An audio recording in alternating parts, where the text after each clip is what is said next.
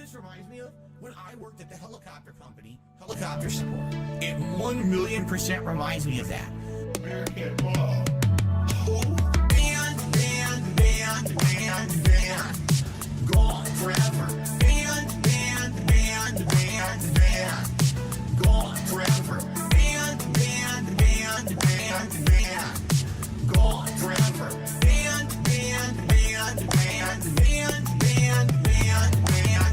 I work for a major company, a helicopter company. It's called Aftermarket Support for Helicopters. Okay? They're flying around. Things are breaking down. Parts are wearing out. We're a one-stop shop for helicopters. So I was told, we see potential for you. You're better than just working customer support. Revamp the business from ground up. You can map it out and find bottlenecks and find shortcomings and find helicopters so that our company runs more efficiently. Okay? So I busted my ass. I worked my ass off. I did double work, never got paid for it. And you say, oh, it's part of the process, man. It's just part of corporate America. Fuck you. Band. Gone forever. Band. Gone forever. Band. Gone forever. Band.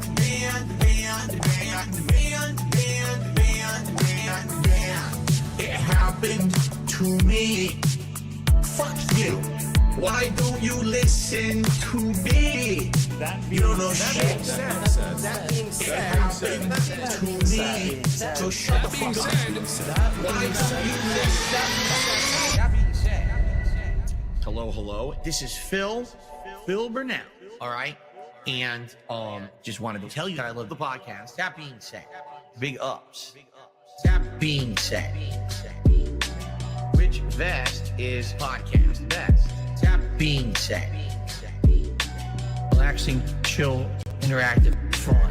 That being said, which vest is podcast best? That being said, relaxing, chill, interactive, fun. A.L.T. Insider, the legend,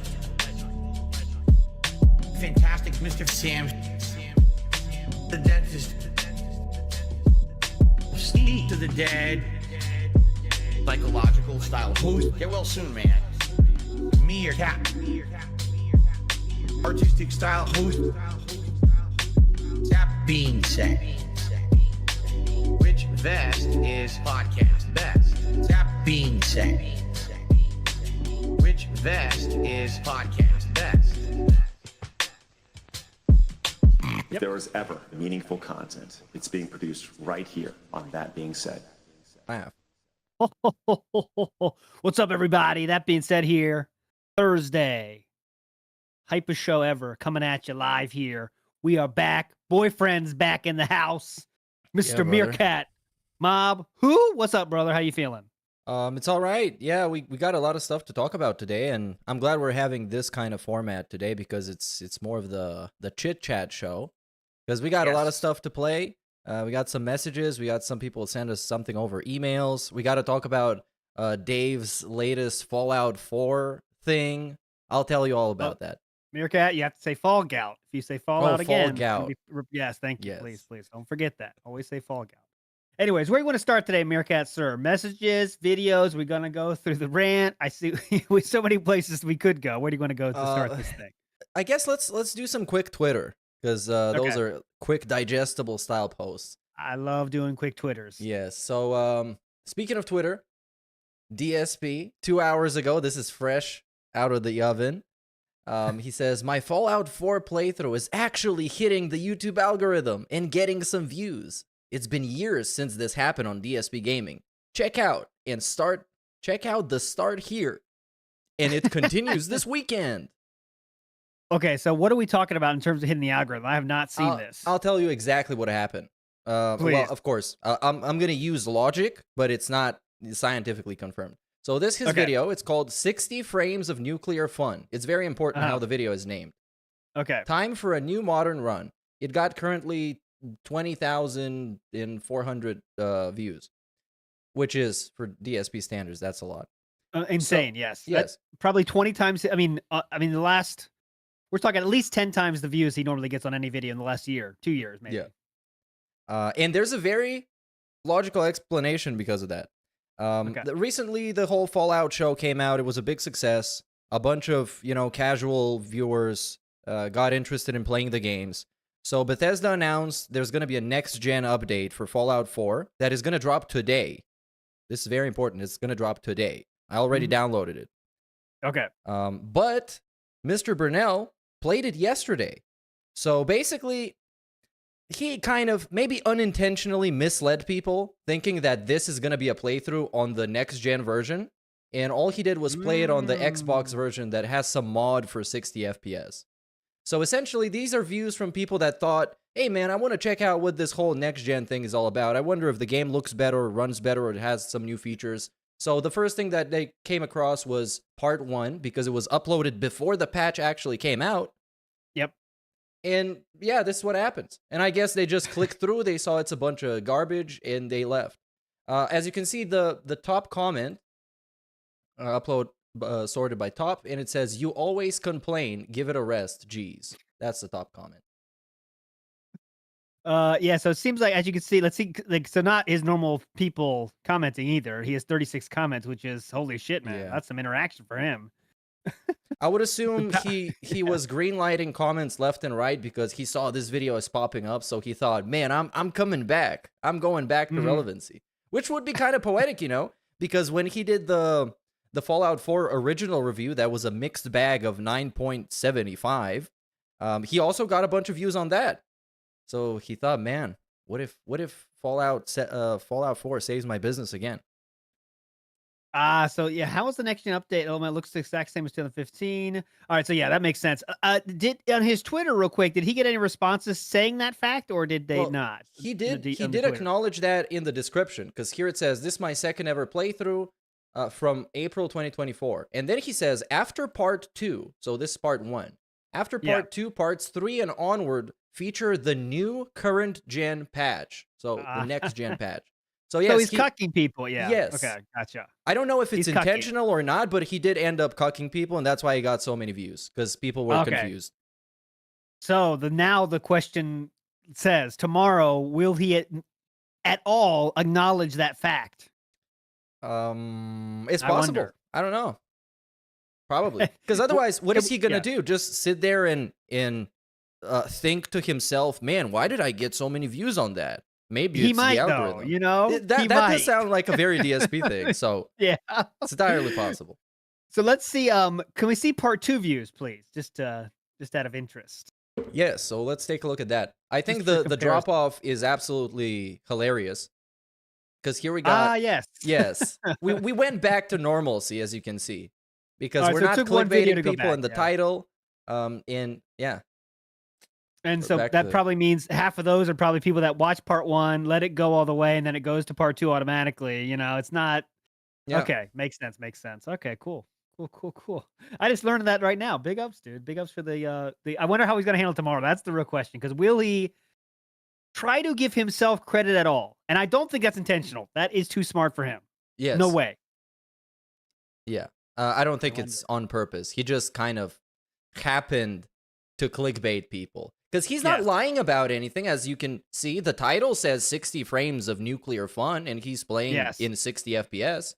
It's just very misleading, considering the circumstances that, the patch is coming out, and people are excited for it, so, yeah. Okay, so tomorrow, that's something to watch for. Let's see how long. Hopefully, the LARPers are en masse to explain the real situation, but he's going to ban you anyway, so don't do it. Yeah. Anyways. Also, do you want to talk about the hard R? Definitely. I love hard R's. Yes, so I love them. This is my favorite quote from yesterday, because I tuned in for about 10 minutes to see what he was on about. I saw some people posting about it on Twitter. So this is the quote. "Today, the term hard R essentially means the N-word, the real N-word, not the slang version that's used as a term of affinity between people, but the really bad N-word, the full one. Okay?" Great quote. The full one. The use as a term of affinity between people. I like that. Yes. But that was a so weird we will segment. not be using that. Yeah. Yes, it was. This week had a lot of weird segments. I mean, that stream of Fallout, by the way, is one of the worst streams ever. So that's kind of a great one for to go viral, by the way, because that stream last night was the worst. He Yeah. spent. What are It's your incredible. impressions of it? He spent. I really think now. Here's what we're theorizing, and I need your take on this. So the patch, people were saying, a lot of people were saying, you might not be able to carry over your save you already have into the new patch. A lot of people don't know. I don't know if it's proven today or not. I But think we were. that was Yeah, proven go to ahead. be false. I think you can. Oh, you can. So, but we were thinking last night. Philip probably didn't know if it was or not, right? Like a lot of people were saying, we don't know. Yep. So he did not care about what was going on. So what do we get? We get a stream of Heavy Rain 2009 or whatever when we're picking up every possible thing in the house. Every possible thing in the house. But also, So we get also cereal. that gameplay, quote unquote, hit the algorithm. So it got even Yeah. exposed to even more people how trash it is. That's the best part of it. Yeah. So, it's the worst stream. It's worse than a normal DSP stream. And now 21,000 people saw it and didn't. I mean, I'm sure they didn't give a shit what was on the screen. They're just trying to see how to run 60 frames or whatever. But just see what the new version looks like. That's what they're trying to do. But man. Yeah. Anyways, hard R. Big ups, everybody. So, Big ups to King Jad for the raid, by the way. Big ups to King Jad. Legend. Yeah, big ups too, dude. And then I don't know what else. I think that's it. Because I see I think- people yeah, talk We could about go that through the. he bought views or something, and it's like, nah. No. That's ridiculous.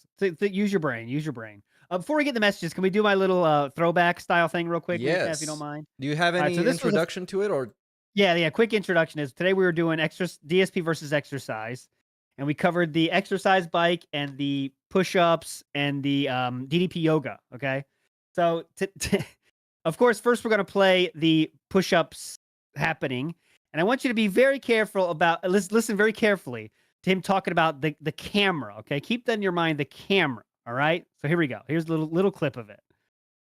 There. But I actually just did do 25 push-ups. Whew. I did them real fast. I shouldn't have done them that fast. I should have taken my time. I should probably go back to the beginning where he does the push-ups so people can Oh see yeah, you what can show you that set too. out. Yeah. I figured people 'Cause- already saw that, but yeah, it's worth showing it. Because Yeah. I think it makes it all much funnier because he just got up for 5 seconds and pretended to do push-ups and then pretended to be winded. Came to the super chat and Yeah. said, I'll give you $200 to do 25 push-ups nonstop. Okay, ready? Here we Watch go. how fast it is. Okay,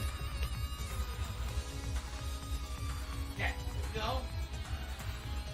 1, 2, 3, 4, 25. Here we go. All right, they cut it a little bit. All right. Woo. I did 25 real push-ups on my floor. I actually did do them, but there's no way you could see it because I can't aim the camera to look over there. But I actually just did do 25 push-ups. Wait, Yeah, not right. done yet. One more time. I can't aim the camera I over did them there. real fast. I shouldn't have done them that Hold on. fast. I should have Give taken a my little, time. give a little cook a little bit here. Until like 1 minute, 20 more seconds. Yeah, all right. I can't move the camera over there. Okay. So you better send the $200. He wasn't gonna do it anyways, full of shit.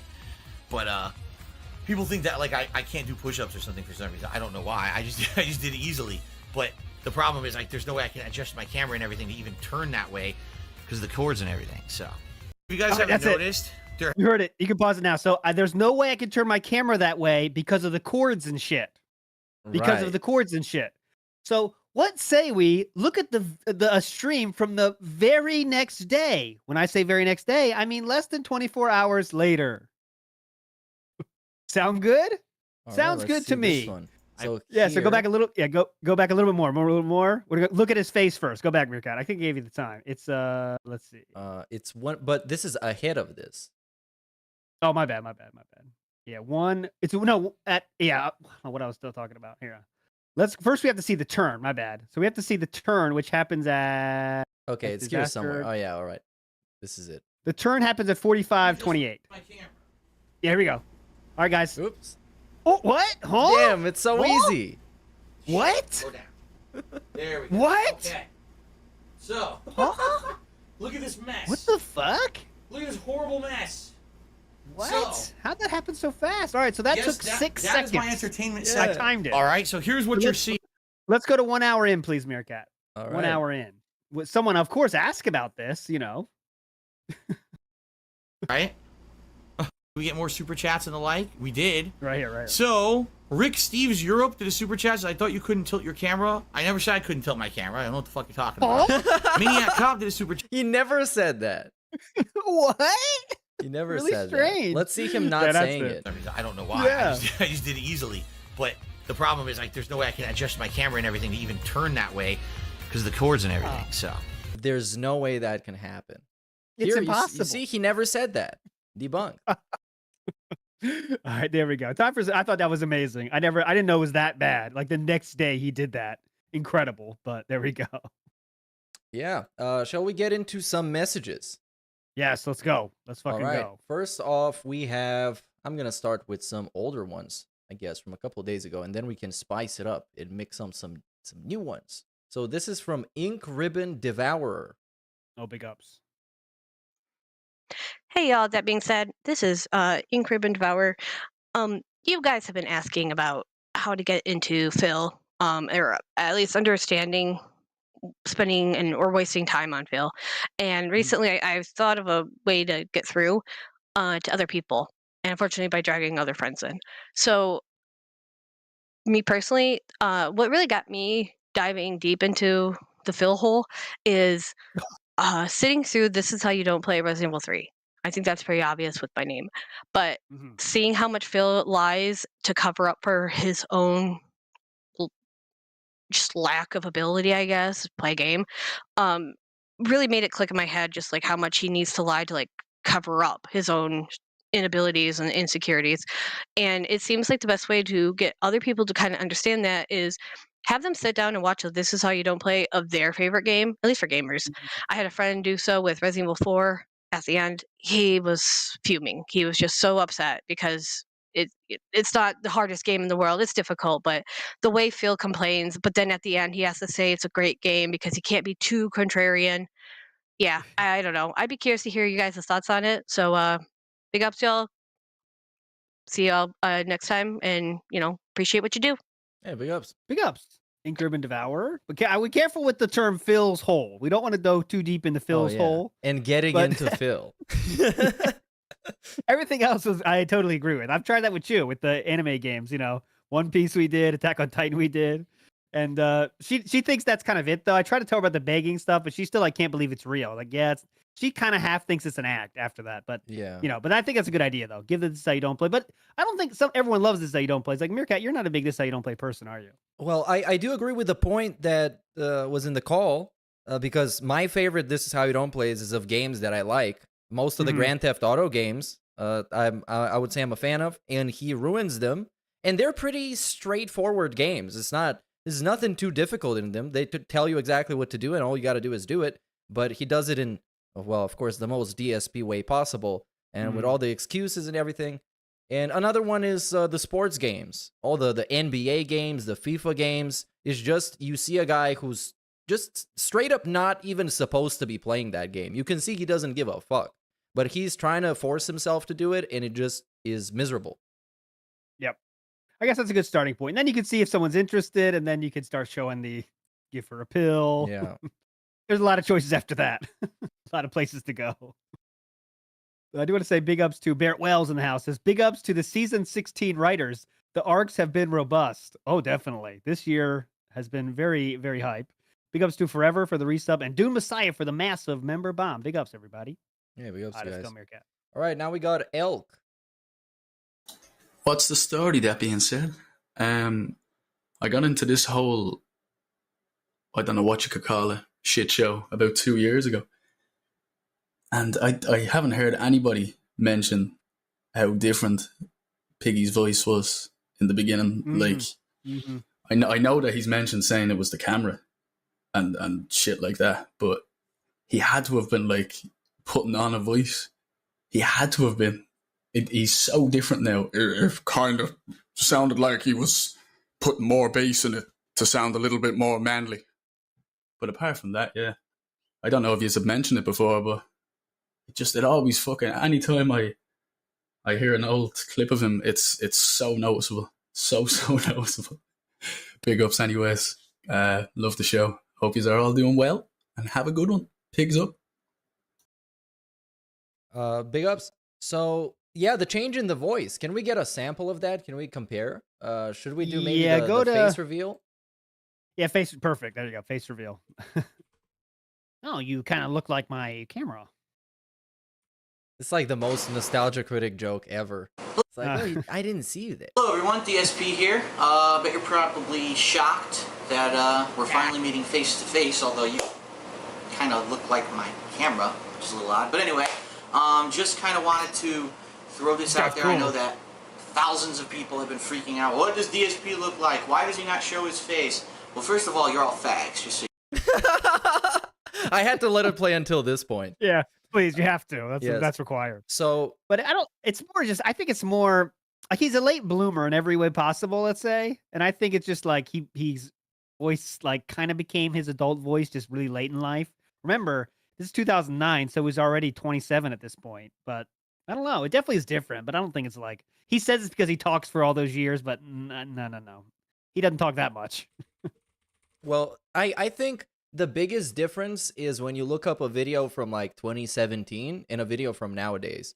Because the difference is, to me, more relating to the energy that he used to have back then. He was flailing all over the place, and he was like, his voice was more expressive. And nowadays, he's just like a crushed old man, I guess. And I'm trying to find a good example of that. And I remember one of the videos called "My Future on YouTube is at Stake." And that's my go-to video. Yeah, this one. Alert. Please My support. future on YouTube is at stake. And this is my favorite part. I think I might have even played this on the podcast before. So if you look up the transcript, Control F. Oh, I like the chapters: intro, the situation, the truth, my options. Yes. That's a Those are the deconstruction of an chapters. emergency stream. So if you look up Pledge Today Oh, is fantastic. So listen to this. $1 a day? Yes. And more. What it means is that I need you guys who are avid watchers, who are Look at the energy. Look at the bug eyes and the gesturing and everything. He had so much life in him back in 2018. time fans of mine who love my YouTube content to please step up and support the effort. How? How? Oh, side demon. The primary way you can is to go to my Patreon at patreon.com/darksidephil and pledge today. As little as $1. Pledge today. That was the Today. most effective gesture I've seen. They should put this emote in Fortnite. Support The pledge effort. today emote. How? The primary way you can is to go to my Patreon at patreon.com/darksidephil and pledge today. Hell yeah. Now that's what I call a call to action. It's super effective. This is much better than telling people to go click on the ads because you can't get banned for this. That's his like promo ending at wrestling. And that's what I'm talking about, because you don't know what's coming, Hogan. You gotta pledge today. So yeah, this Yeah. is a sample of 2018. You can see, and now we get nowadays. You know how he sounds. It's just more, miserable. more depressed. Yeah. Yeah, he's not. The energy's all out. Too much gin. But Logan says here, big ups Logan, says that is vocal strain from talking too much and alcohol abuse. Vocal destruction is very real. He's doing it to himself. But here's the thing. I don't actually think he talks that much more than that a working human being does, right?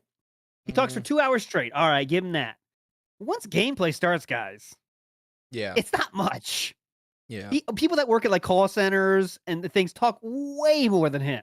Now they aren't as like energized as him and rage induced as him, so that's something to be said. He does strain his voice a lot, but I don't Yeah. know. But But- I think gin does have an effect. I'm sure. Yeah, and it's kind of his own choice that he decides to talk that much. I don't know. Yeah. Do you think at some point, now that he decided his future is gonna be basically just Review Tech USA, basically that's what he Yeah. wants to be. But at some point, he's gonna start crying about how his voice is worn out and he can't do this or something. Then what is he gonna do then? If his voice gives out, what do we got left? We go back to playing video games with no commentary. That'd be hype. I want to see that.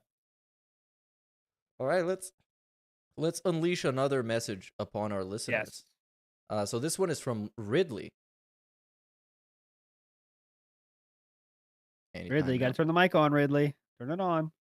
Button. Click the button. Refresh. Meerkat. Yeah, we're gonna do an F5 on this. Well, now I'm gonna play something else because I lost Yeah. Ridley. So we're gonna do Ridley. Like Some Rice, who sent his message Okay. 4 minutes ago. Hell yeah.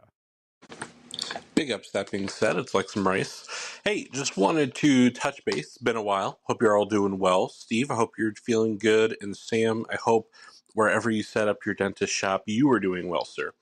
I'm at home working from home like a real human style adult. And I wanted to bring up something that Phil said a week or two ago when he said if everything he did is all true, which we know it is, would it be that bad? Yeah, being a racist is pretty bad, Phil. I don't think there's any way to sugarcoat that. But it got me thinking, what is the worst thing Phil has ever done? Out of all the things we've covered, out of all the things that we've seen, what is the worst thing Phil has done? For me, like, it's really, really tough. I want to say it's begging in general, but it's tough to pin it down to just that. So, for not entirely sure off the top, I'm going to say probably begging because I hate the idea that somebody isn't taking accountability. But hey, love you guys. Big ups. Hope you're all doing well. And yeah, thank you. You can't really say begging, right? That's kind of too.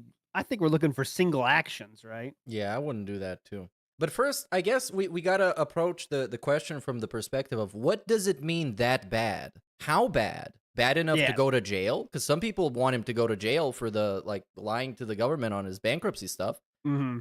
It's bad enough to be deplatformed. Some people want him to be deplatformed because all the stuff he said and sometimes keeps saying. So what is bad enough? What? And also, if you think about the worst thing he's ever done, what are we talking about? Legally, that can get him in trouble, or morally, that I guess people disagree with the most? Because I like to take this morally, because like legally is like, we could say a lot of stuff, but who the fuck knows? You know what I'm saying? Like it's bankruptcy's done. Like, like it's over. So like, I think a lot of people think they know how it works a lot better than probably we do, So like, can the government do anything at this point if they wanted to? Maybe, I don't know, but it's like that's not fun of a conversation for me. I'd rather go morally. That's more interesting to me. But yeah, and to me, I mean, he doesn't have to do anything criminal or super wrong for me to make fun of him if I think that he's funny to me and his antics are funny. So I don't know. It's a very lengthy question. I would say some hot ones though, of course, are if she has a problem, give her a pill. I'm not taking her anymore. Obviously, my parents are not doing well. I'm not sure how much more time they have left. Yeah. And they are still alive to this day, 8 years later. That's kind of a bad one. Whoopsie, I used your donations to go see my parents. And then let me explain it away by saying they're almost dead. Did you ever find the restraining order? That kind of stuff. There's so many options. War dog leader is a good one. It's a good one. It's just, there's so many options. I guess there's just a ton of small things that kind of shape up what Darkseid Phil as a person is. He doesn't have to do one crazy thing that is super against the law for people to have a problem with him. And again, everybody has a different problem with him. Maybe you got a personal problem because he called you a bitch in chat and banned you, and now you're going to hate him for life because he pissed you off personally. I don't know. It always depends. Oh, Meerkat, did you hear the Theo theory, which I think is very credible Theo theory? I don't know what the upgraded version of a Theo theory is. But a Theo theory that has been upgraded is that Derek is doing the thumbnails for DSP Reacts. Now, why do I say that? Ever since Derek went on his Japan trip, the DSP Reacts thumbnails have not been getting made. Yeah, that would explain a lot, wouldn't it, about why Derek gets somewhat preferential treatment, doesn't it? You know what I mean? Because he's doing work for Philip, so you can't totally ban his ass because there goes your thumbnails. You know what I mean? At that point, isn't it just easier to find somebody else who's going to do it? Because the work that goes into the thumbnails is not a lot. And he's putting himself in a place where now he has to defend Derek, and he has to give him preferential treatment because Derek is basically working for him. It's like, why would you put yourself in that spot? Because, you're DSP, and he loves free work. Yeah. Speaking of free work, have you seen all the new intros? Oh, I haven't seen all of them, but I've seen a few of them. I've seen the waterfall. It's all nature. Did you see the dunes? That was the most confusing shit to me. I didn't see the dunes yet. I don't know if it's here. Yeah, it's this. It's just stock footage of dunes with a font that doesn't make any sense, in not like the color, not the anything. Shout outs to dunes. And of course, what makes it much worse is on top of that, Well, you don't get to hear it now, but I think it has the shitty guitar riff that you used to have. That is like one of the worst guitar riffs I've ever heard. It's the dun dun dun dun dun dun dun dun. Yeah. What's the dunes? What's the significance of the dunes? Like, I'm looking so hard at these because, like, this is very troll-esque, right? But it's not. I mean, there's nothing here that I can see. Yeah. It literally. I Is guess there- he's just using them because people give it to him. Because it's like, hey, Phil, I made this. Well, fine, I'm going to slap it on my stream then, even though it doesn't contribute to anything. It doesn't help out with anything. And it basically serves as a loading screen to his real intro. So, like, why even bother It's having pre-stream. Yeah, Yeah. pre-stream. Dude, can we get the next? I want to see one more, please. I want to see the waterfall. Yes, I love the let me waterfall. see. We got a waterfall. We got a river. Is it here in the beginning? Oh, No, God it's damn not. it. That's part 2. We need Well, part 1. I guess I I'll don't need know, it's the not raw that way. footage because it's cut out of the stream. Oh, God Or maybe damn I it. can Yeah, find it's it on alright. Twitter, but it's gonna take too long. It's okay. It's okay. We gotta trust me. Oh, you want It's- to play Steven's video about that? Sir Steven's video. yes.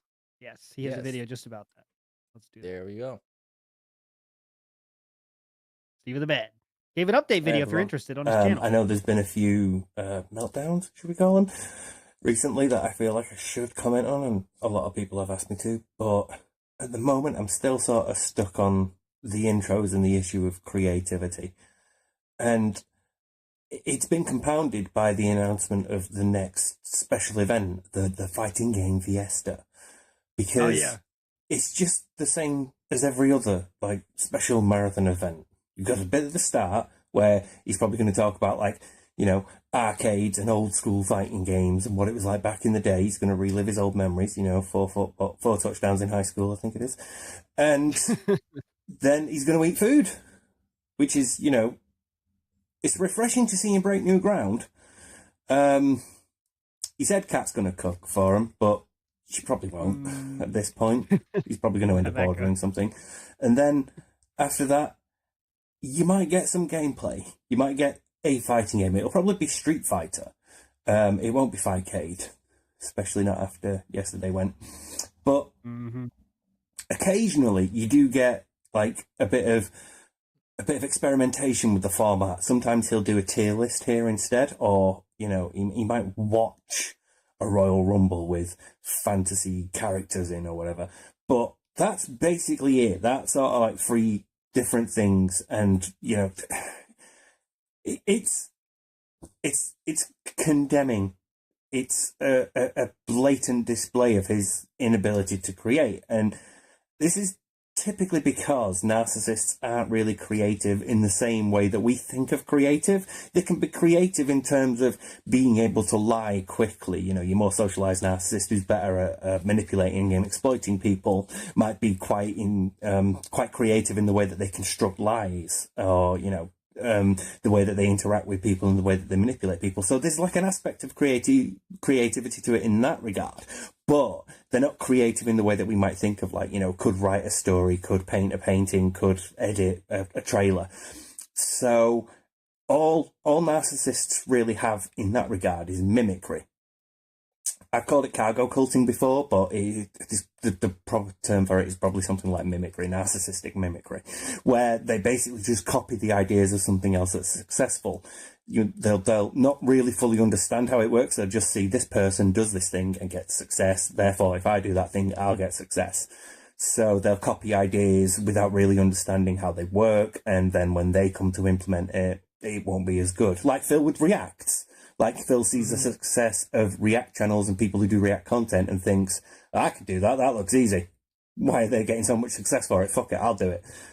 And the result is what we get every Sunday. It's not React the same way that other people react, because Phil doesn't understand the fundamentals of how it works with them. So my sort of main point and question is, what was the last genuinely creative thing he did?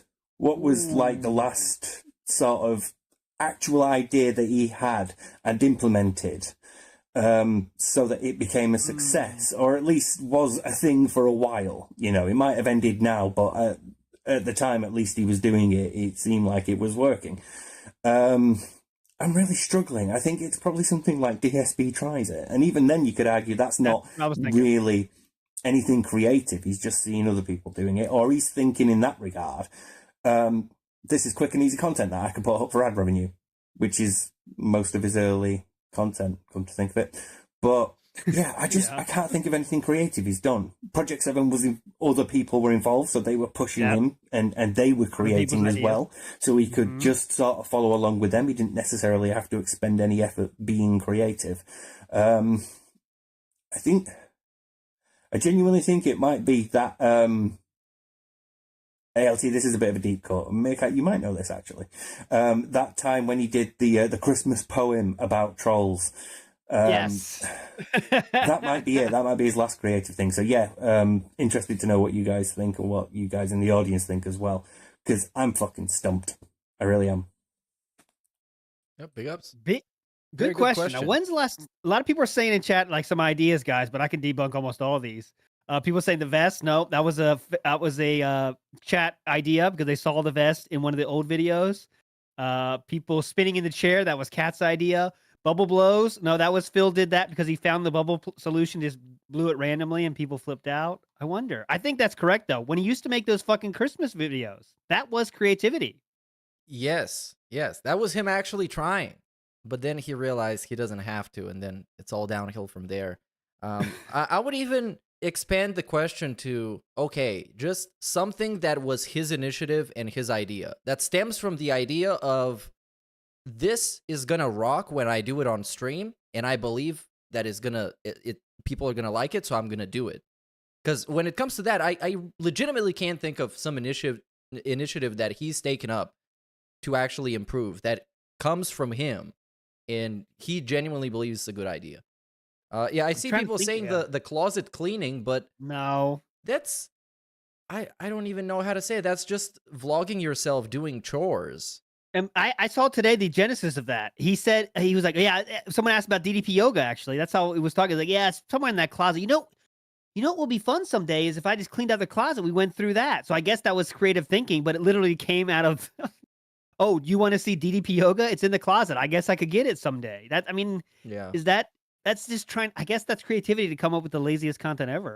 I guess it counts. Sure. Yeah. I guess. But it's still, in 16 years, it's kind of hard to find something that was completely like originally his idea. Even the original Project 7 that he did all by himself was just kind of a AVGN Nostalgia Critic level skit that probably, if you look up a bunch of his contemporaries from back in the day, you can probably find the inspiration for the whole thing. Because essentially the plot of Project 7 is that he loses his gaming abilities, and he's supposed to be a good gamer, but then he's not. And did you ever hear the ending that was going to be the ending? He talked about that today. We saw. Yeah, what was that? The big ending was going to be that they trapped Deathface in a game. Whoa! I mean, that's pretty hype. That would have put it all together, brother. Wow. We would have been in Hollywood with that one. That's full circle. That's like making a guy who calls himself John Rambo get dressed up as John Rambo. That's some next level ideas. Amazing. Oh man, that's a great question though. The thing that we can't think of something he did creative though is pretty telling. But yeah, I like that word narcissistic mimicry because that's what he does, and he thinks, and then he tries to push it off like his ideas. All right, guys, yeah, I started up DSP Reacts this year. It's like, I guess you started it, but there's nothing unique about it. You just basically saw Sniper Wolf and people like that and said, I can do that too. Yeah. And I guess the execution is unique because I've never seen somebody do reaction videos in such a convoluted, contrived way. But still, that's not. Oh yeah, paywall by Reacts. Yeah. I mean, damn. His most creative ideas are how to get more money from his fans. Pretty much. That's pretty cool. They're not very creative either. They just happen to work. I mean, dangling a lure in front of the camera so somebody can pay you for it, it's not a very groundbreaking original thing. You know? I want someone to ask him this question, by the way, because I would love to hear it. Oh, God, so many things. Let me tell you, with DSP Reacts, DSP Throwback, like it's all this, like, he thinks all of his ideas are gold. You know what I mean? Like, he would tell you, holy shit, man. You remember the lures? Hello? I jangled them for you? Hello? Yeah. You can't even keep up with the narratives. And the vest is not his idea either. If anything, it's more Tevin's idea than it is DSP's idea. Because if you look up the stream where it originally happened, I think DSP was doing a retrospective begathon. That shit was miserable. Because he's just watching his own videos and getting bored like 30 seconds into it, but just keeps watching him. And Tevin says something along the lines of, he should wear this vest for money or something like that. And then 10 minutes later, somebody in DSP's chat says, hey, Phil, you should wear this vest for money. Or something along those lines. Oh, okay. So, it is Tevin's fault. The vest is Tevin's fault. Confirmed. Yeah. Big ups. Big ups to CTC Jackie, who says, the worst thing that DSP did, in my opinion, is the hard R fan interaction during that Apex stream. What? That was evil. Also, any word from Sam, hope he's good. Sam is on indefinite hiatus. That's it. We hope he's doing good too, though. But yeah. Where the hard R interaction during Apex stream, is that when he accidentally said it though? That doesn't count, does it? What is he talking No, about? I don't think he said it at all. I think he means the other R. The other The R word. Not the N word with the hard R. It would get very complicated here. Excuse me. I got it. Which I don't see anything with it. Well, he had some fan on who had like a severe speech impediment, and he played with him a couple of games, but I didn't see him make fun of him or something. So they just kind of existed. I don't remember that either. But yeah, big ups for that one though. Also, real quick note about the Steve mentioned it. The event where he's going to go back and watch fighting game shit. So Doomer Ziggy, legend that he is, found on Darkside Phil's old channel. The playlist has already been made. Okay, and there's a lot of fighting games on there. But wouldn't you guess it? All the fighting matches that he has on that entire playlist are wins of DSP. There is not a single loss in that whole playlist. It is all wins of DSP on that playlist. Gonna be a lot of fun, guys. So there was this one. I'm gonna show this on screen. So there's what, 12 parts? And there's No, I'm just saying one example. There's like 60 videos there, and there's some not all fighting games, but this is just one example. I showed you how it goes part 10, part 12. Hey, where's part 11? That's a loss. We can't show that. Oh man. Like why is he so thin-skinned for things that don't matter at all? Because this speaks more than if he had just left it in. Like, and the videos are a minute long, dude. Just play the whole match. But nope, we got to show only wins. Really cool. Yeah. Definitely not like a middle schooler. I'm very serious, Nexus Galaxy. This is true. It might change before the event now that we're talking about it. I wouldn't be surprised, I'm saying. But at this time, right now, click a video, it's a win. That's the match of a fighting game. Yeah, so here we got 64 videos. Is he going to go back and watch all of them? It's the good length, though. It's like 4 hours long. So that makes sense, right? For an event. There's this one video. I watched this on stream yesterday or the day before. I don't know. Alert. Protect IP bill is worse than whatever and being rushed. Yeah. Which is basically the sky is falling clickbait video in which he doesn't know shit. So it's him. This is supposed to be him laying it out on the table, how the bill, like where it stands, what it means for gaming, for everything. And it's all just basically DSP news. It's, well, I guess this is happening, maybe, or apparently, or is it, brother? I don't know. You guys tell me. And it's like a half-hour long video. Like I think this was after Sopa and Pippa, so that got a lot of fucking coverage. Yep. Because no one was talking about the internet, so he's trying to catch that in a lightning in a bottle again, and it worked. Exactly. Because the first video got a shit ton of views. I think it got like 750,000 views or something like that. It's one of his top 5 most viewed videos. Look at this. Yes. So this is Bill S978 will shut down gaming videos. This is literally a sky is falling video. In most of it, as you can see here, in the beginning, it's kind of normal lighting, and then it becomes blackout. Look at this. Oh, very cool. And this for like the first 5 minutes is just blackout footage. It's a hostage video. Yeah.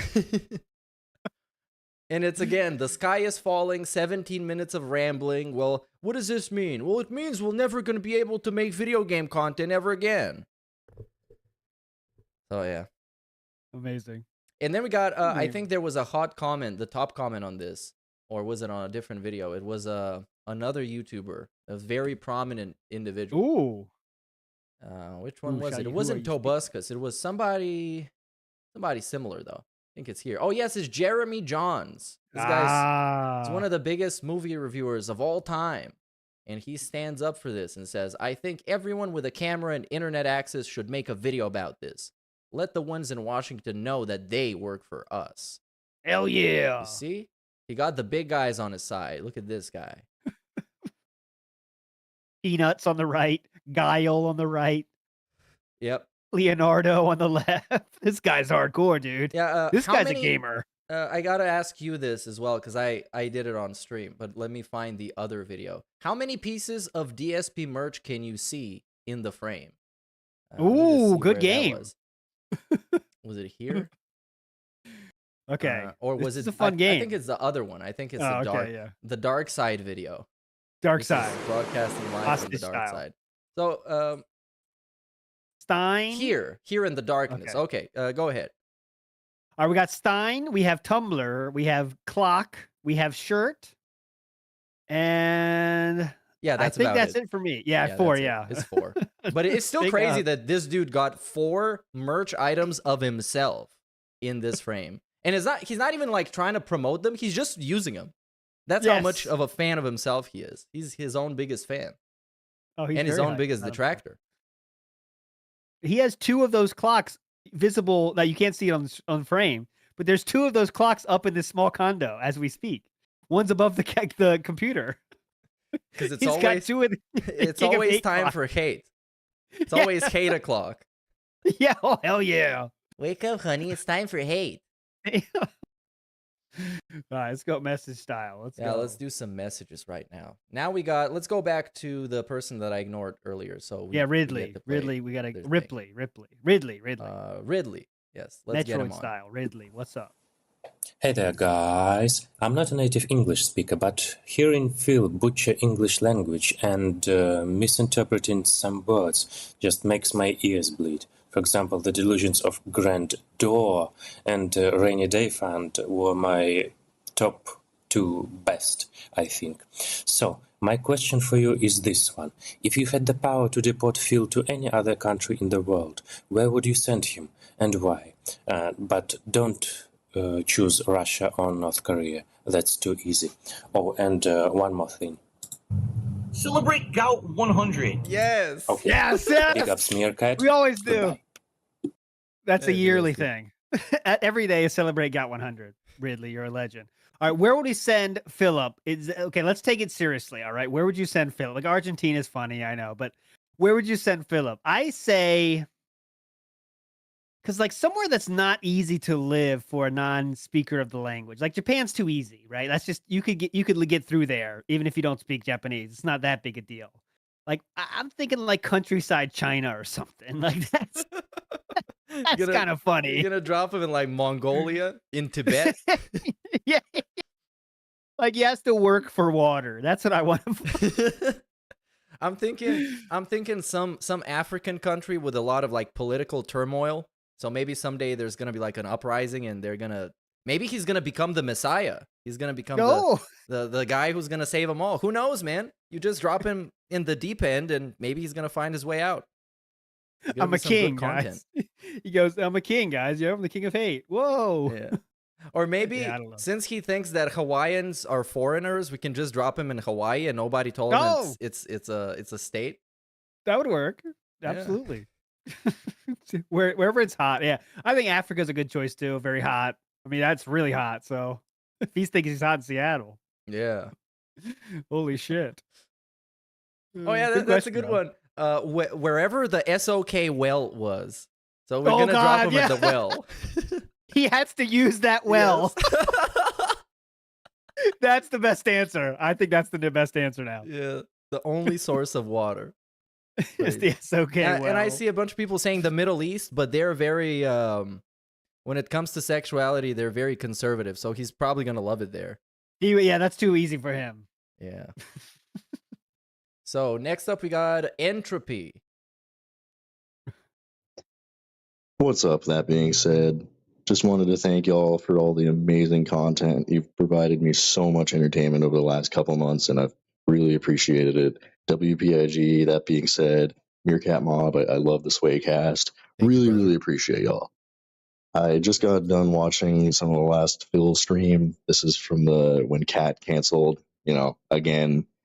Um, and he's talking a bunch about, the power and the grid and burning fossil fuels and electric cars.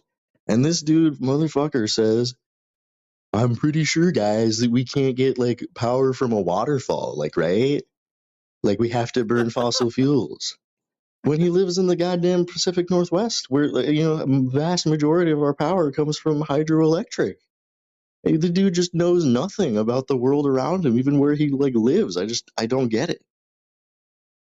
I did want to ask y'all, let's just say hypothetically someone had, maybe an idea for an op that could potentially provide definitive 100% proof of the down from the rafters account and, who owns it.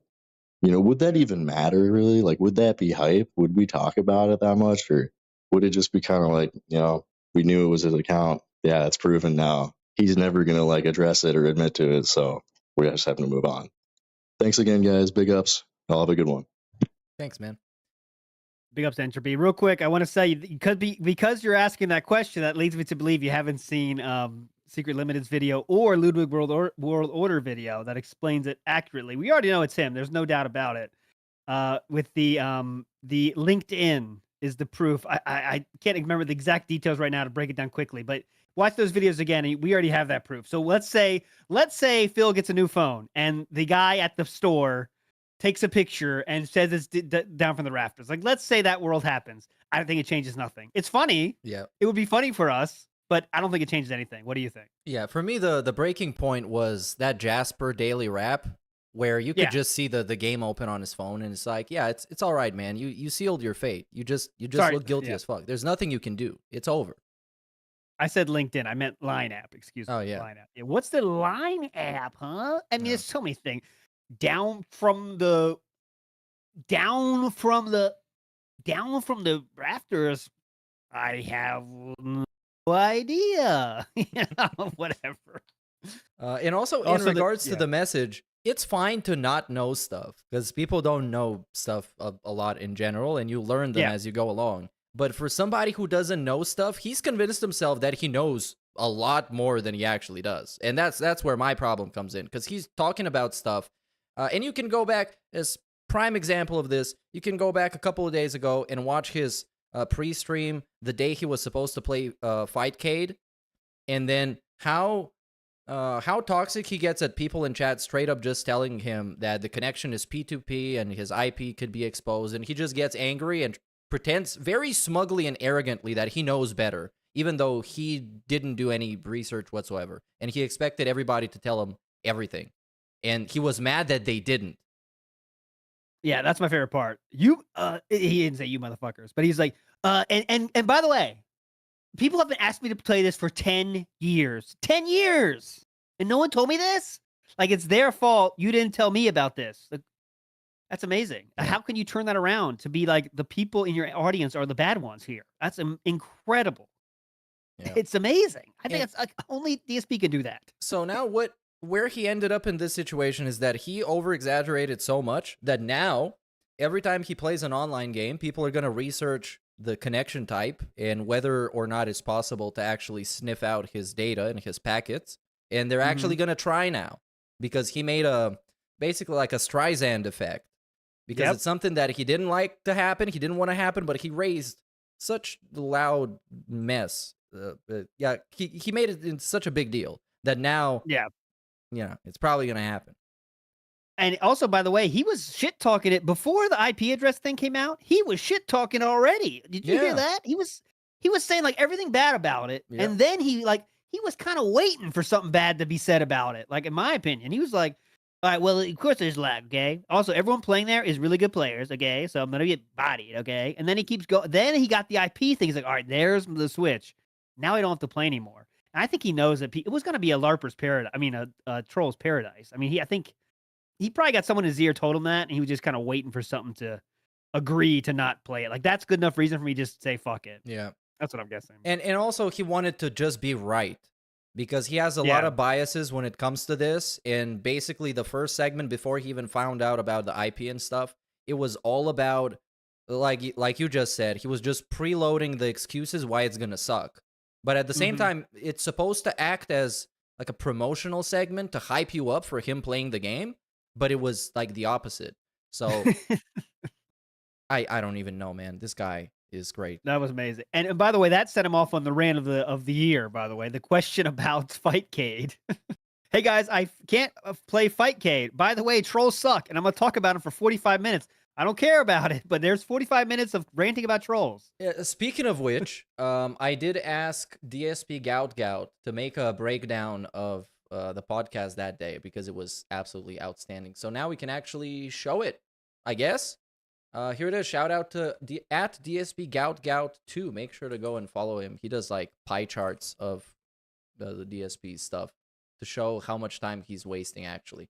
And here you can see with the utmost clarity that he spent 54 minutes, which is 38% of that whole Q&A podcast that is in 2 parts. He spent it doing like business stuff, also known as, talking about the formats of his stuff and that he's a diverse creator, variety, whatever, and talking shit about trolls. And then we did some Q&A, like actual Q&A. And real quick, I also want to point out that that 3% of apologize to individual. I know this is all speculation, whatever, but he really made a point to talk and say, I am sorry to this person. So that means it's definitely an important person, let's say. Is it 1 Minute Man, whoever, I don't know, but it's a very important person. And he twice, beginning of stream and end of stream, said, once again, I want to let you know that I am really sorry about this. And I don't want you to take it that way. A lot of people, I'm just one person, okay? And you're a lot of people. And also he did the classic fuck up when you're apologizing by saying, I'm sorry you got offended or whatever. Like he didn't even apologize really, but he did his best to try. But it's really 1 Minute Man, I think. It's someone very important that he wants back. And he made sure to apologize twice on that stream. Very strange. Well, I do, however, know of somebody who did not get an apology, and I think they deserve it. But this is what happened. Player Essence, please, please, please kiss my fucking ass and enjoy your permanent ban, you dumb piece of fucking shit. Seriously. Fuck off. Whoa. Chill. You might ask, what did that guy say? Let me just play the whole asshole. Clip. What did that guy say to warrant such toxicity?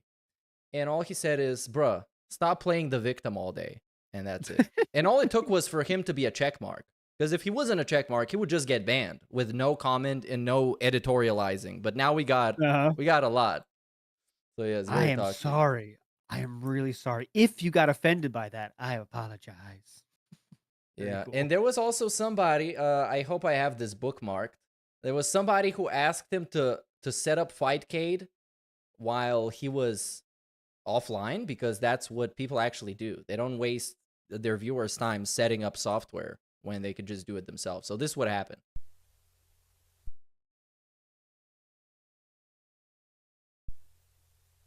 No, Granddad, I wouldn't set it up off stream. If you say another stupid fucking thing, I'm just going to get you out of the chat now. You're really becoming fucking obnoxious. You're just being a dick. I'm explaining. We're going to do this. We'll set it up together. It'll be things so we can set it up, getting working. You guys helping me is going to be way easier. And you're sitting here, you're going to set it up off stream? No, shut the fuck up. Kiss my ass. How about that? Why? Idiot. Why do we have to get that toxic? And this is something that's been happening a lot recently. Like yesterday, I told you I started watching him for like 10 minutes. And what happened was he started talking about the Apple, how was that called? The Vision Pro. The whole headset with the VR and stuff. And he started off by, having kind of like an okay take. It's like, yeah, this costs a lot and it's not really life-changing. And then he said, well, yeah, you can use it if you want. If you think it's going to help out your life, you got the money, go buy it, whatever. And then 2 minutes later, it's like, yeah, you're going to look like a fucking idiot. You're a moron if you do it. It's like, dude, some self-control, at least a little bit. Not every discussion has to end with him calling somebody a moron. I think it does, because when you have his mindset, he feels like everything you say is now an attack, and he has to defend himself, because you know why? He is on June Defense Force. That's what we're on right now. Is every time someone says something that challenges him, not even challenges him, just questions him, like, hey, you want to do this off stream? that he takes that as a straight out attack. And it's like, I have to clap back here. When I would say clap back, it means go toxic mode. He doesn't really clap back in an interesting way. But it's all about, I think this is really, June is starting, that June, whenever that date comes for June's the documentary to come out, he is dreading it, man. He cannot handle it. He's talking about all this SRK shit this week too. Like, you can't find everything on SRK. That's why I did that video. Like, yes, you can. But Philip said, like, you can't find everything on there. They don't put everything out there. Okay. You can still see 99% of everything on there. So he's just really scared of that documentary, I think. Well, I think so too. And I think we're seeing the same thing that happened with the interview where he walks into it fully confident, but he hasn't really thought through things. He didn't really think of what the impact's going to be, how many people are going to see it, and that he's just not as convincing as he truly believes he is. And maybe he's been having a couple of people behind the scenes, just like it happened with the interview, reach out to him and tell him, hey, Phil, it's not a good idea, man. You've done a lot of like weird stuff that's going to leave a bad impression on people seeing this for the first time. And your redemption story is not very believable. And he said the old forum post, the worst stuff is not there anymore. Well, the stuff that's still there is pretty fucking bad, brother. Yeah. So if that's gone, we got problems. God damn. Yeah, the whole like women manifesto is like actually crazy to read. That's the only thing. If June, that has to be in it. If you don't have that, that'll be very disappointing. If you're gonna go through SRK stuff, you have to show that. Everything else, I don't care as much. I mean, a lot of good stuff in there, but it's a little more, takes a little more understanding of the situation to get that. But that fucking manifesto, just play it. I don't care how you spin it. I don't care if you're, George Lucas. You can't spin that thing into a positive story. Impossible. Yeah. So we'll see. And Player Essence, by the way, the person he bitched about is 100,000 subscriber YouTube channel, so they're a big deal. Well, he still, makes a fraction of his sub base when it comes to views, but still, he is bigger than DSP when it comes down to it. But what makes me think is, I would have noticed him being more, as he says, more mature, more laid back, more chill since he got married, because usually when that happens, when you're acting a fool, your wife's going to tell you, hey, you're acting like an idiot. Get yourself together. But I don't think that's happening at all. Since he's been even more unhinged and unchained, seems to me like all Kat does is just nod her head and just validate whatever the fuck he wants to do. Yes. There's no change since Kat. I love this, like, I've become a family man arc he's trying to put now. I've changed, you guys. I've changed for the better. That rant shows you haven't changed at all. And you're the trolls can decide everything for your life, really. I mean, that's how it goes. Yeah. I don't think about the trolls anymore. Let me talk about the trolls and all the bad shit they've done that affected my life for the next 45 minutes. But it's Very like, cool. I guess since we're going to go into that segment, maybe on Sunday we're going to look at it in more detail. We might actually watch the clips. But basically, his debunking comes down to picking some guy in chat and dunking on him effectively, and also using the detractor narratives that he wants to debunk is that, and he takes this literally, that two people, that his biggest contributors, which is Planet Jeff and Only Iced Coffee, they're the ones who support his entire business. And he's like, no, it's actually more than two people. Debunked, you idiots. Yeah, and that was amazing too, because that person said that comment, and Philip, did his usual. That's not true. I have tons of fans, okay? And then that same person said, what about you say your business is successful. What about the bankruptcy? That's a public thing. Yeah. And then Phil's, whoa. Moving the goalposts. That's what he said. Yeah. They're not moving the goalpost. They have another question. That's not a moving the goalpost situation. It's another factual thing that happens. Are you going to talk about that? Or is that just troll meme? Yeah. And of a troll meme. I think he still is taking it literally, like actually unironically thinks that people think that he has superpowers. When we talk about like pignosis, money kinesis, whatever, which is money kinesis, something that he made up. Nobody said it before that. It was pignosis. But he thinks that legitimately that's what we believe. It's not that he manipulates people and guilt trips them and makes them feel bad so he can get some sympathy and some money out of it, because he's always in some kind of an emergency. He thinks we legitimately believe he has superpowers, like it's Professor X or something. Yeah. I'm trying to think of a funny name that rhymes with Professor X, but I can't. Professor but yeah, Axe? also, Axe. There you go. You got it. Another one though is another interesting thing is he said himself the name. people say I have these big trolls. I mean, these big supporters of whales, like 1 Minute Man and Planet Jeff. Planet Jeff has not been mentioned on stream since Jasper the Cat. Yep.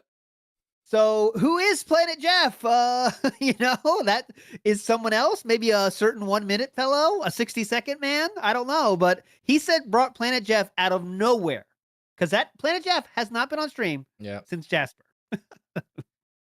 And he could have used that as an argument and be like, yeah, they're saying that Planet Jeff is one of my biggest contributors. He hasn't even been here in years. And he didn't say that as far as I remember. No. So that could be a soft confirm. Soft confirm. Not quite yet. Not erect yet. Soft. Go ahead. Yes. We can't measure it yet. We need to wait for it to get like full We have to watch more porn, interracial porn first. But I got my receipt standing by in case we need it. Okay. Thank God. Okay. But that guy is gone. Whoever that was, the 1 minute individual, he is gone. So it took him more than a minute, but finally you realized it. And I guess the instigator for that was them having some kind of like a passive aggressive back and forth. And then the guy just stopped giving him money. Allegedly. Yeah, he could very well be doing a different name, that shit. But that little the slap fight back and forth was very humorous for a few days. Yeah. And then Planet Jeff said, "All right, fuck this." And also he got doxxed, I think, so that probably didn't help. But yeah. Because you can't ignore the fact that some people jump through hoops just to give this guy money. And they do it in such a way that he's getting less amount of money than optimal just because they have to jump through hoops. Like, for example, if 1 Minute Man is now donating a bunch of like $2 tips, there's going to be a bunch of fees that are associated with them. So DSP at the end of the day just ends up getting less money. Just like when somebody view botted him so they can give him a bunch of memberships. Bro, you could have just given him all this money instead of buying view bots and then buying memberships. He's going to get like 70% the money that he should. That's why, that's why that slowly we're watching the race to the end for DSP. It's just so slow, but that kind of adds up. The more hurdles you have to go through to keep it going. I mean, come on, how long could they last? But yeah, it's like someone said here. I don't want to give you a shout out here. Who said that? That's most people to get out of that world have to be personally slighted by DSP, and it always happens. It just, how long does it take? And how let's see. I don't want to use words Phil uses like mouth drooler. Or I don't want to use words like he says mentally slow. They don't have the mental incapacities. I don't want to use those words.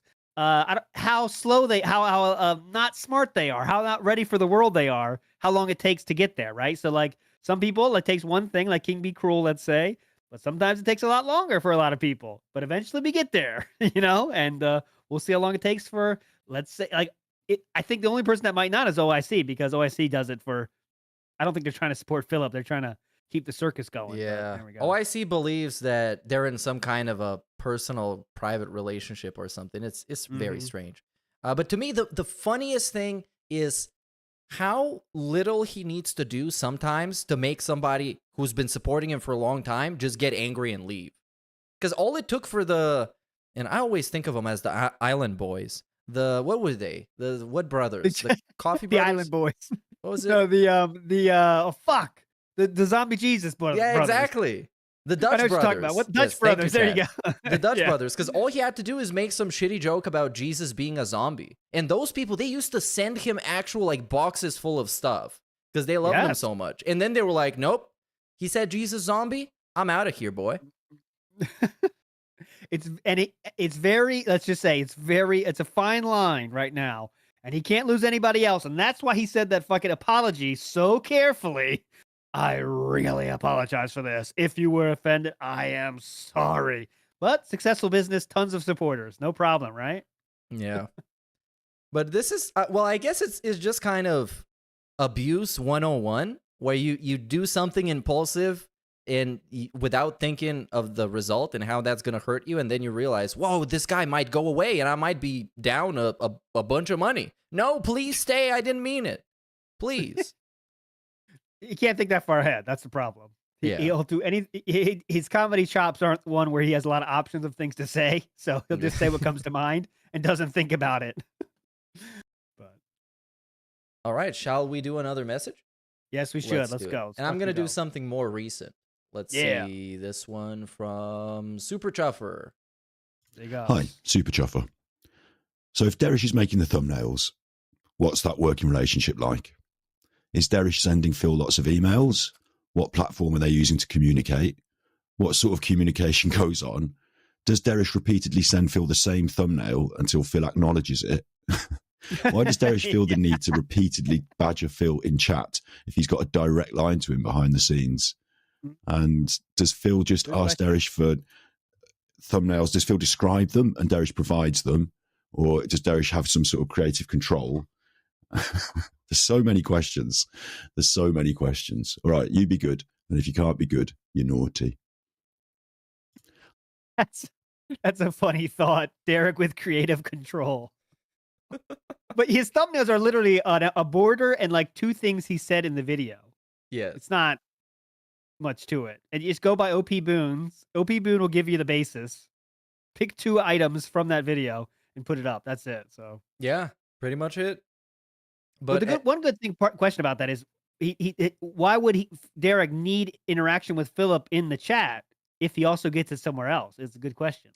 Well, because it's different when somebody thanks you in private and when they do it in public in front of everybody. Yes. Even though DSP doesn't go out of his way to say, well, shout out to Derek for making me the thumbnails. But Derek definitely wants that.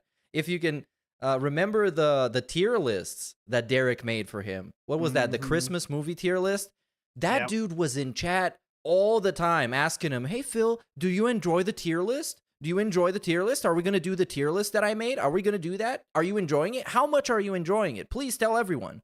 So yeah, that guy is thirsty for acknowledgement, attention, and for somebody to express gratitude. And I guess DSP's attention is valuable to him somehow because, well, he gets it. Oh, yeah. Attention is very valuable to that gentleman. That's for fucking sure. Big Ups Mario Faker says, Philip is more toxic now that the doc is in the editing stage. And, I mean, that's clear. That is fucking clear. There's been a change since that June tweet said we're now in the editing stage, whatever the fuck that was. But. Yeah. Do you know something about that quiz that Derek made about him? As far as I know, it's like, how much do you know Phil type of quiz. It seems like the most self-indulgent quiz you can ever have. It was things like name the emote and stuff. That kind of, because he was asking Philip on one stream I saw, could I get the high definition versions of emotes? But like, if there have communication behind the scenes, it seems like an email, doesn't it? So it's kind of strange. But he definitely said like, I need high definition pictures of your emotes, and that Philip just ignored him in chat. You know? Yeah. So that whole quiz, I guess it was so embarrassing for DSP once he saw the final version that he decided to completely ghost it. We're not. It never happened. It was never gonna happen, and you should never think about it. So it's a piece of hidden media, of buried media, lost media. We're never gonna see that. So that kind of sucks. Big ups to Banhart, who says Amazonian Brazil. Oh, where to send Philip? Here we go. Where to send Philip? Question.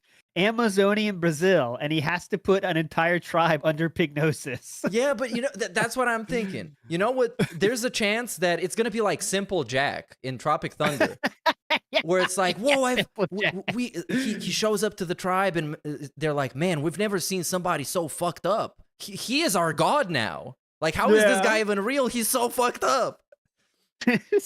Simple Phil, and they would just make him do the jerk off face all day, and they would have like big posters of him jerking off. They would just pray to them. That he acts out the best moments. Yeah. Oh my god. Okay, wait till we get our 1 million subscribers. We got Saturday Night Live specials. We'll do that. We'll make that happen in a skit. That'll be hype, dude. Yeah. That'll be hype. He does all the greatest moments. They have a hospital scene. You know, they got someone playing Leanna. Philip's eating the sandwich that was for Leanna. That'd be the best. Yeah, that would be so good, man. Please. So and also somebody can animate that, I guess. Now you got the idea. Go for it. So up next we got, what do we got up next? Let's say RPG Man. Let's see if we're gonna get shot with an RPG. Uh-oh. Why is Dave playing Fallout 4 when he said RPG overload is a thing? He's skipping Final Fantasy VII Rebirth and Dragon's Dogma 2 and replaying Fallout 4.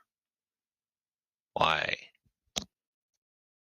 Because the the Netflix, hello? Yes. Debunked. Because it's relevant, because it's hype right now. I don't blame him for that at all. And also, Fallout 4 is a very action-based RPG, so it's, it's more of an action game than an RPG game when it comes down to it. It's not very in-depth. Yeah, And the also, he problem was gave it not a RPG. 9.75 back in the day, so it must be worth replaying. Oh, and the problem was not RPGs. Actually, it was a problem that, I mean, I don't think the RPGs themselves, the genre RPG was the problem. It just people weren't hyped about any game except Baldur's Gate 3. Yeah. So it doesn't really matter if they were RPGs in my opinion, but Yeah, you just can't make those slow-paced, turn-based game entertaining because No. it's hard.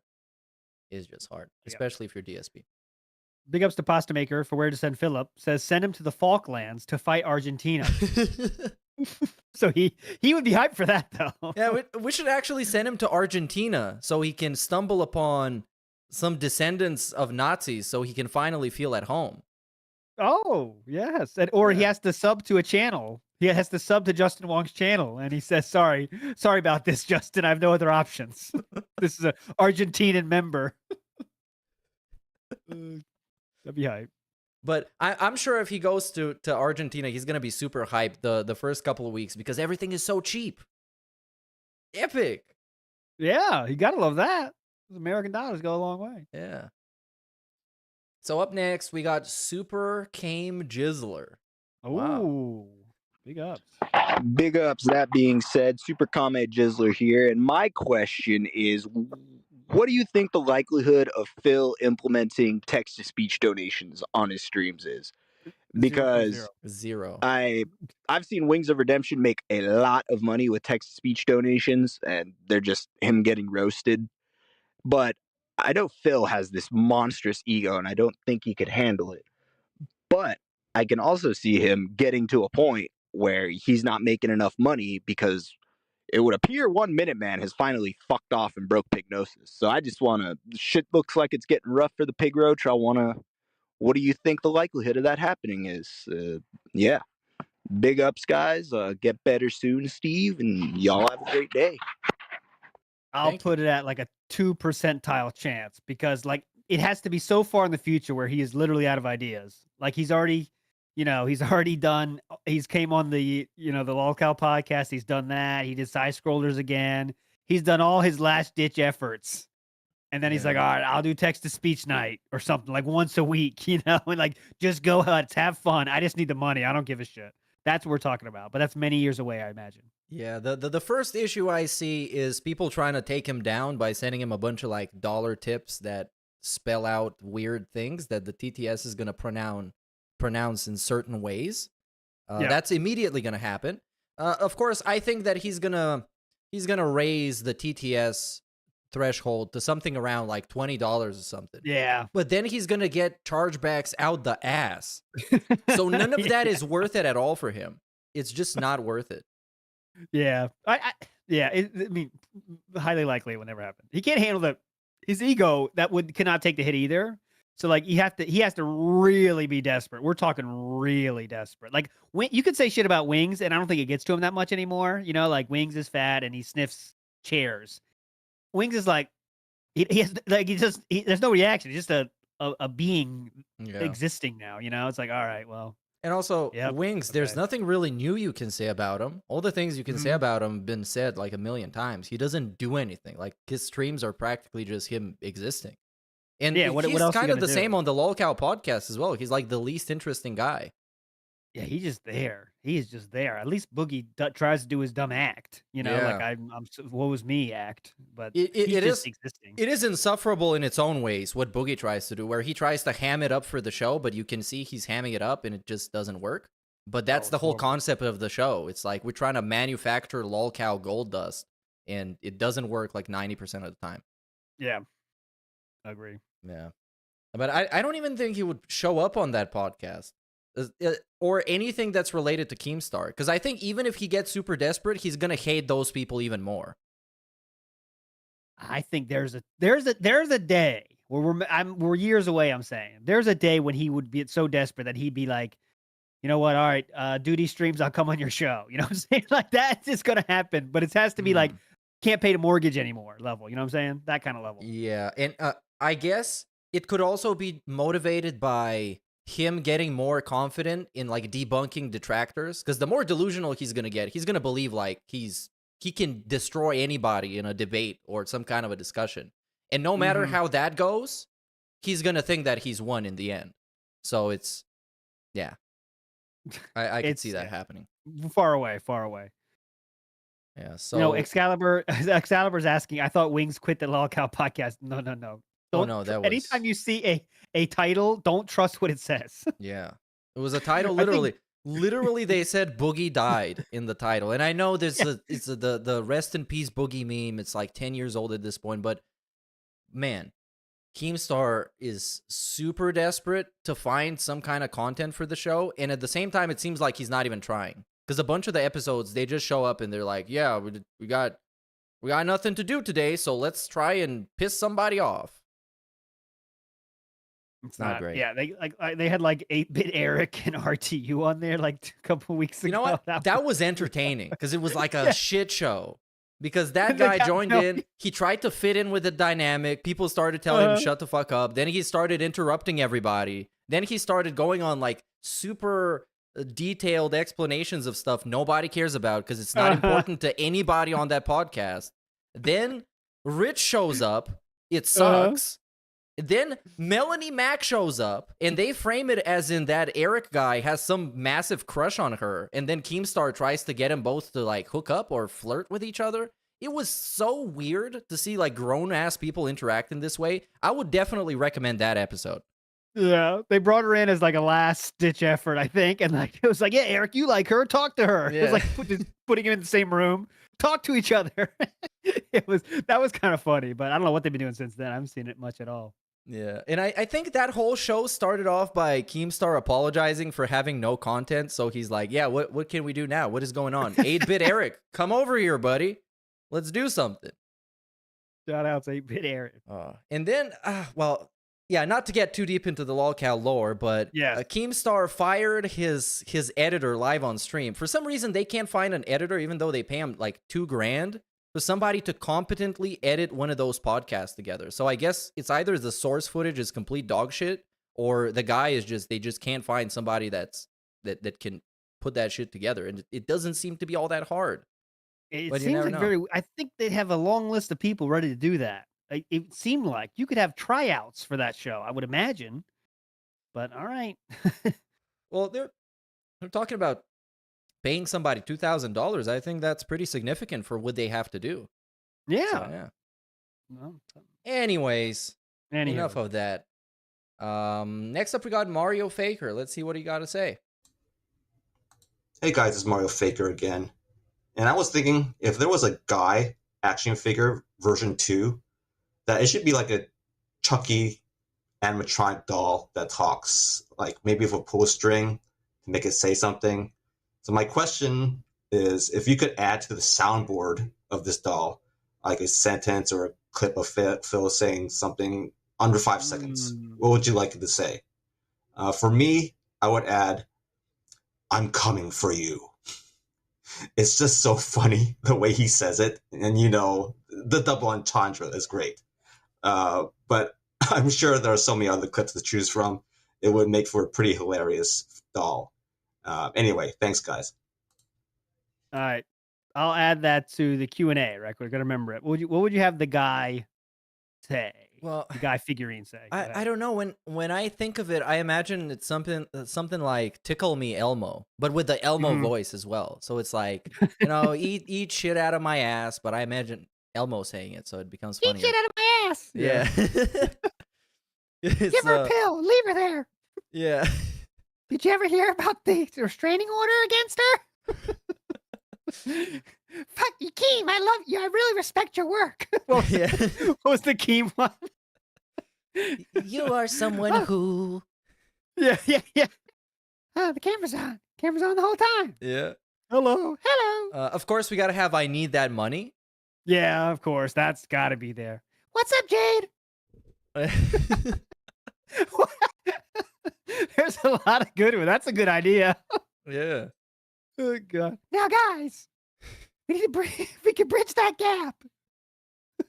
If it was, imagine if he was like how was those little devices called where you take care of a pet, a Tamagotchi or something? Yeah. Those are hype. But it's like it counts the last time you gave him a tip. So he just tells you, it's been 2 days since you gave me a tip. Please take care of me. Guys, 15 more minutes till I go to sleep. Last chance. All right, guys, it's my last awake day of the week. Hope you can get some support here. Oh my god, we got to make it happen. That's our next idea. That's our next thing we're making. Trust me. Tamagotchi hype. Well, I guess if we're gonna make it a tradition to make something like this every year, we gotta start thinking about it. Because last time we did it, it was somewhere around the summer, around July, I think, or June. So, that was about it. Yeah, it's coming soon. So I don't know. I guess I guess we gotta do another GameStar. Oh yes. God damn it! There's so many. We go forever. We got to get Craig's voice. Do you play WB Champions? All right, I'll stop. Man. I can go all night. I'll stop though. Banned. Gone forever. And you're not coming back, you stupid piece of shit. All right, I'll stop. All right, next up, we got Caesar. Anytime now. Oh, turn your mic on, Kaiser. Or maybe not, brother. Oh, here it is. There you go. Hello, sirs. Kaiser Augustus on behalf of the Dinner World Order here. Now, guys, I mean, his daily victim segments will probably already have been talked about, so I'll mention something which may slip through the cracks if I don't talk about it, and that's his claim that he doesn't pronounce words wrong. He was just taught to say them that way when he took British literature in high school, which, I mean, his high school must have treated him like wimp low. You know, they taught him wrong as a joke because, I mean, if he was taught British pronunciation, he would probably have been taught in RP, which is received pronunciation. So why doesn't he use British pronunciations? I mean, ever. He never uses British style pronunciations. I mean, there's his favorite word, schedule. Why does he never call it schedule? Why has he never called privacy? Why is it never privacy, mate? And I mean, it's just ridiculous. I mean, I don't even have to say anything, really. Also, what's for dinner? Nope. Not gonna happen. The first thing I started thinking about when he brought up saying words wrong is Galf. Because Galf is the best. I love Galf. I also love dolphins, and I also love rooftop, which is supposed to be a rooftop. My personal favorite is and. I mean, that's just you always get a good and, right? He makes it 3 syllables somehow. And that's literally and 3-syllable ands is pretty high for me, but yeah. He pronounces everything correctly though, dumb fucks. He did nothing wrong. Stop saying it. We should have a tier list of all the mispronunciations. I think Steve has them all written down, so it shouldn't be all that hard to find them. It's fucking blackboard. Big ups to Regis Filgen, who says, "Damn, Meerkat, use Professor Xavier in the future." Oh, okay. We want you to use Professor Xavier in the future. No, I think it relates to something that Regis sent us to play this week. So I guess we should get to the future now. But before that, we got some other stuff that was sent to our inbox. So we're gonna give them some attention. We're gonna close it off with Affiliate probably. Yes. So this is a message from Isaac Schrader from the Discord, but he didn't want to send it on SpeakPipe because it's a text to speech message. So we get it here. Okay. Remember when Phil said he took a cocktail Can of you medication? hear that? No, I cannot. Okay. Hang on. Remember when Phil said he took there a we go. cocktail of medication in high school? Let's assume that's true. Maybe those kept him concentrated enough to become valedictorian, and after he finished high school, he stopped taking them. The diagnosis doesn't go away. He's been unmedicated this whole time. Maybe that's why he's the way he is now. A guy with so little attention span, he can't even use a ration in Metal Gear Solid 2, or using the healing menu in 3, even though the game forces you to use it after the bridge scene. Okay, so that's interesting take there. So He was on a cocktail of medications. He said this. He said this himself. Philip said that. I did a whole episode about it on WPIG. He was on a cocktail of medications, and he said, but one of them, Accutane, the one that was for acne. He said it kind of made him a little crazy. He said, like, I was thinking about doing bad stuff. Oh, yeah. So that's why he stopped Accutane. He stopped Accutane for that. But what else was there? He didn't say the names of them. So we don't know what the cocktail of medications were. But we know he took a cocktail of medication. So did that help him get valedictorian? And then now he's been off that since then? Hey, good question. Yeah. This makes me think of the movie Limitless, where Bradley Cooper takes a pill that makes him use 100% of his brain capacity. And imagine if it happened to Phil. He would be begging to like unknown levels. He would be transcending manipulation. He was straight up, like, unironically actually be using pignosis to attract money from people over the internet. He would actually have superpowers. You better hope that doesn't I'm seeing that Bob Starsky, I'm in a vest now, Photoshop, with the Michael Jackson, like. Yeah. Oh, God. All right. I missed time. Let's rock it. We got 30 minutes left. Let's rock some messages or whatever. Yeah, we got another one. This is by Andy in Oklahoma. Hey, that being said, I've been listening for a long time, following Phil for a long time, and I have sort of come to the conclusion that he actually is really just as happy as he says he is. A normal person would be miserable with his life. No friends, no social life, everybody hates him, all that. But he is a loner loser and with serious narcissistic tendencies, if not straight out NPD. I think, he gets to control every conversation he has because they're all online. He gets to treat people like complete shit. If anybody disagrees with him even a little bit, he gets to just shut him down and never hear from him again, or at least, ban him in his mind. He gets to complain about everything he ever sees or hears, and nobody can ever push back. So he gets to gaslight all day. He is living the narcissist dream, right? When he gets off the stream every night, I think he really is just as happy as a person can be, where a normal person would be miserable in his life. But I don't think he is, because he lives in a delusion where he is right. In his mind, he is right about everything, and everybody else is jealous because in his mind, it's all true. So no, I don't think he's miserable. I think he really is as happy as he says he is. All right, big ups, guys. Thanks. Interesting take. Take. We need Steve for this one, I think. But our narcissists are usually unhappy, though, I believe, right? They're never happy with how things are going. Yeah. Because they always think they should be getting better than they have now. So I don't think he's fully happy. And I think he believes himself a lot, though. But yet he also projects some things, like on that rant, he was saying like how what detractors do is they stay behind their computer all the time and just write shit on the computer. But like they never leave our house, but he never leaves his house. So it's like, what are we talking about here? Yeah. I'm pretty sure everyone leaves their house more than Phil, right? Everyone, basically. Well, yeah, it's not a high bar to pass.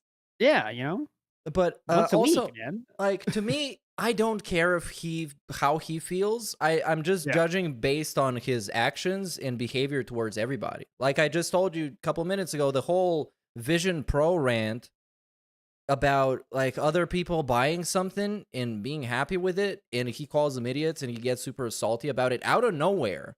This is not something that a happy person does. So, Yeah, that's and a you good can point, find too. a huge pattern of this kind of behavior. And it's like, sure, he can say whatever he wants. And if he's happy like this, then, well, it's, I guess, not a good look. Because like the person described in the video, in the call, it's not a very fulfilling, I guess, meaningful lifestyle. It's not something to be really happy about. But I mean, sure, dude, if you say so, fine, be happy. Well, we don't have as meaningful a life as him compared to him. But I think another counterpoint to that is that when he has 2 slow days in a row, it is depression time. You know that. Yeah. It is.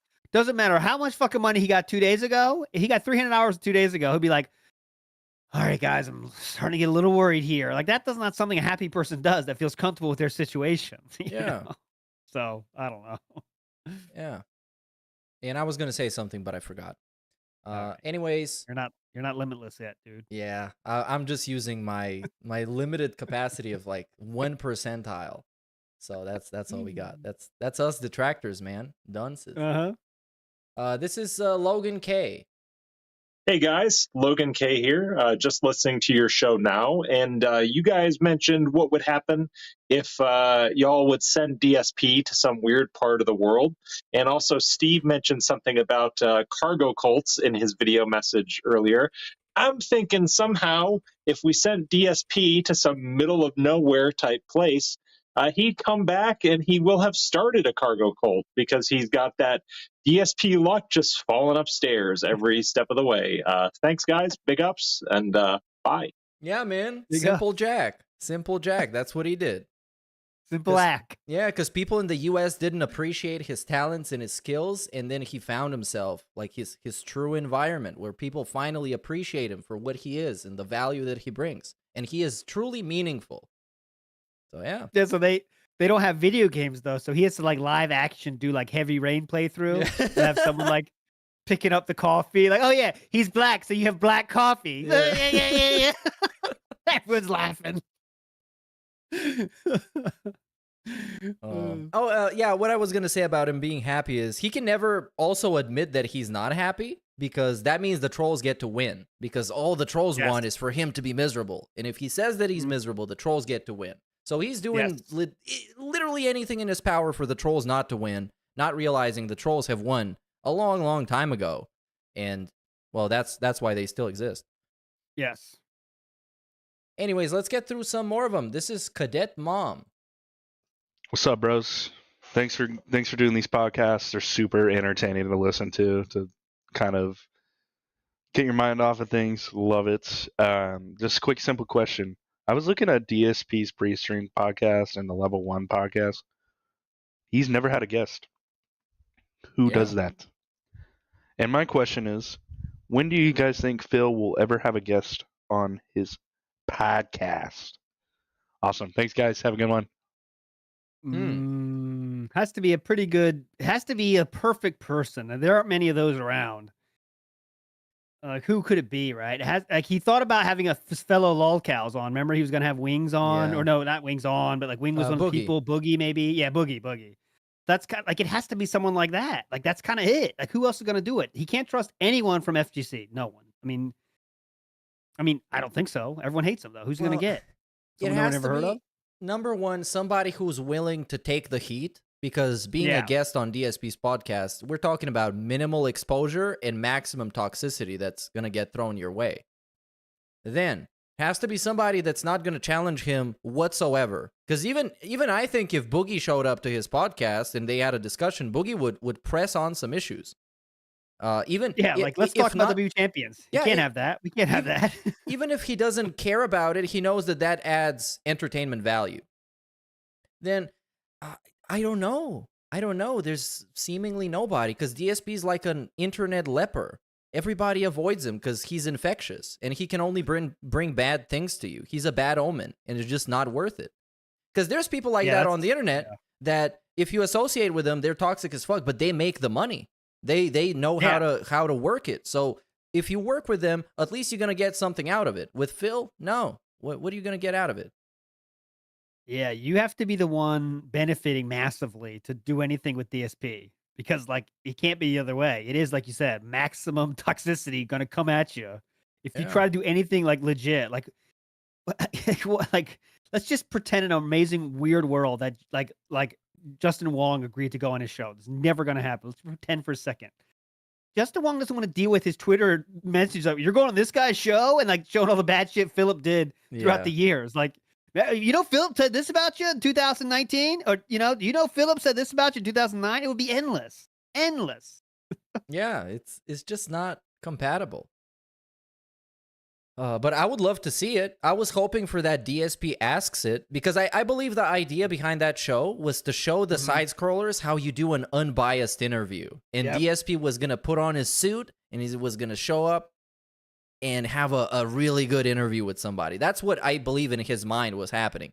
But of course, it's not how it works. Yeah, he had a whole 3-pronged plan about that. It was going to be interviews, reacts, and there was one other thing he wanted to do too on DSP Reacts. It was a whole. He talked about. There's 3 ideas he had for that channel. I forget the third one. I think. But yeah. I think 2 of them were. One was to do the DSP versus the internet. Second one was to do the long form stuff, which is like documentaries stuff. And the third one was DSP Asks It. Okay, yeah, we're left with only DSP, the one that he has to do contractually because people pay for it. That's what we're left with. Pretty much, yes. Okay. Okay. So this was it. And up next, who do we get to play? We're going to play Like Some Rice. Big ups, that being said, it's Like Some Rice. Hey, just wanted to touch base. It's been a while. Hope you're all doing well. Steve, I hope you're feeling good. And Sam, I hope wherever you set up your dentist shop, you are doing well. Hold sir. on. Yeah, we did this one already. Yeah, we played did this one, He right? bonked. Yep, Right. yep. But thanks for the well wishes. We got Galthazar of the Chaos Realm. Oh, yes. We did not hear this one yet. I have no idea what this guy's deal is. You'd think someone who doesn't read contracts would be easy pickings for a demon. To see a demon even read the fine print, here I am, stuck in this corner for the past 10 years, and for 9 of them I've been trying to find a loophole to get rid of this asshole. I'm friendly with the unclean ones from the Plague Realms, and this guy is far fouler.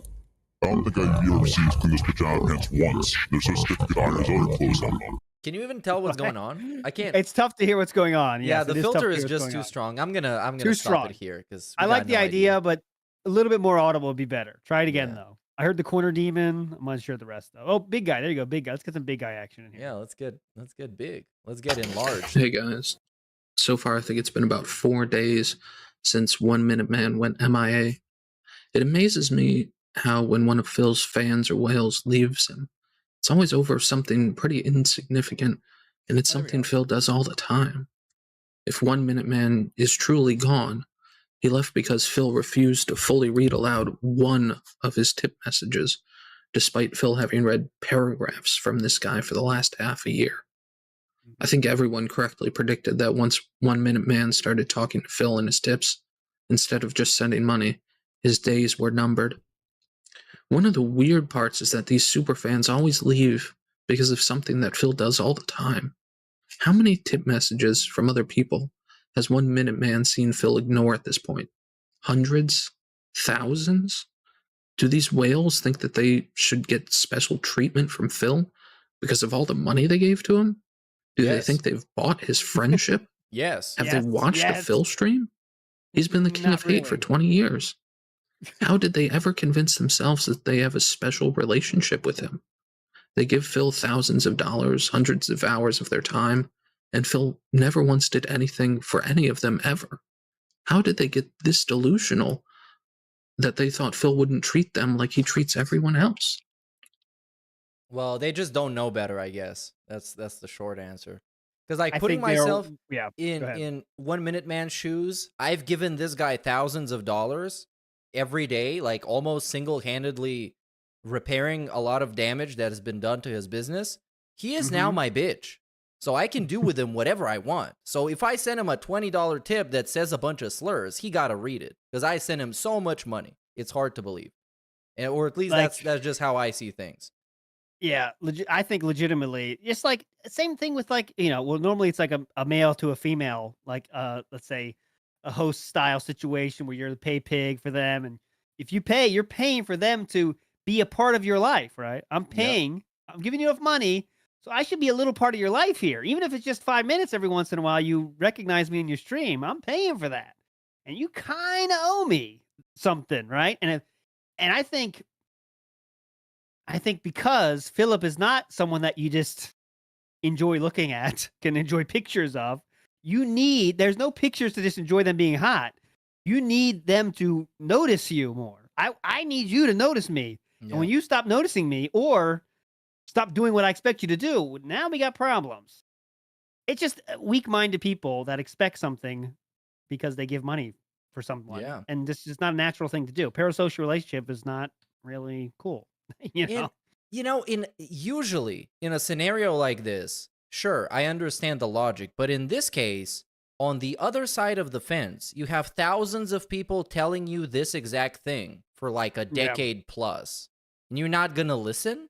You're not even gonna like entertain the idea of like hearing out what those people have to say. Mm-hmm. It's like at this point, go fuck yourself. That's what you deserve. You get to be treated like a bitch by Darkside Phil. And there's, well, it can't get much worse than that. Some people, I guess some people like to be a bitch. I don't know. Some people like to be bitched. I don't know. I mean, I really think that's true. Some people need to be, they desire to be somebody's bitch, I guess. I don't know. I can't explain it. Some people like it. I don't know. It's crazy. But Well, you there know, you go. the whole Findom idea. Yeah. Findom. I think that's real. I think there's something about to that. So, I yes, mean, financial domination is a fetish where a submissive person gives money or gifts to a dominant person. The submissive is usually a man called a pay pig, while the dominant is usually a woman called a goddess. Well, in this case, it's a little bit different, which makes it much funnier.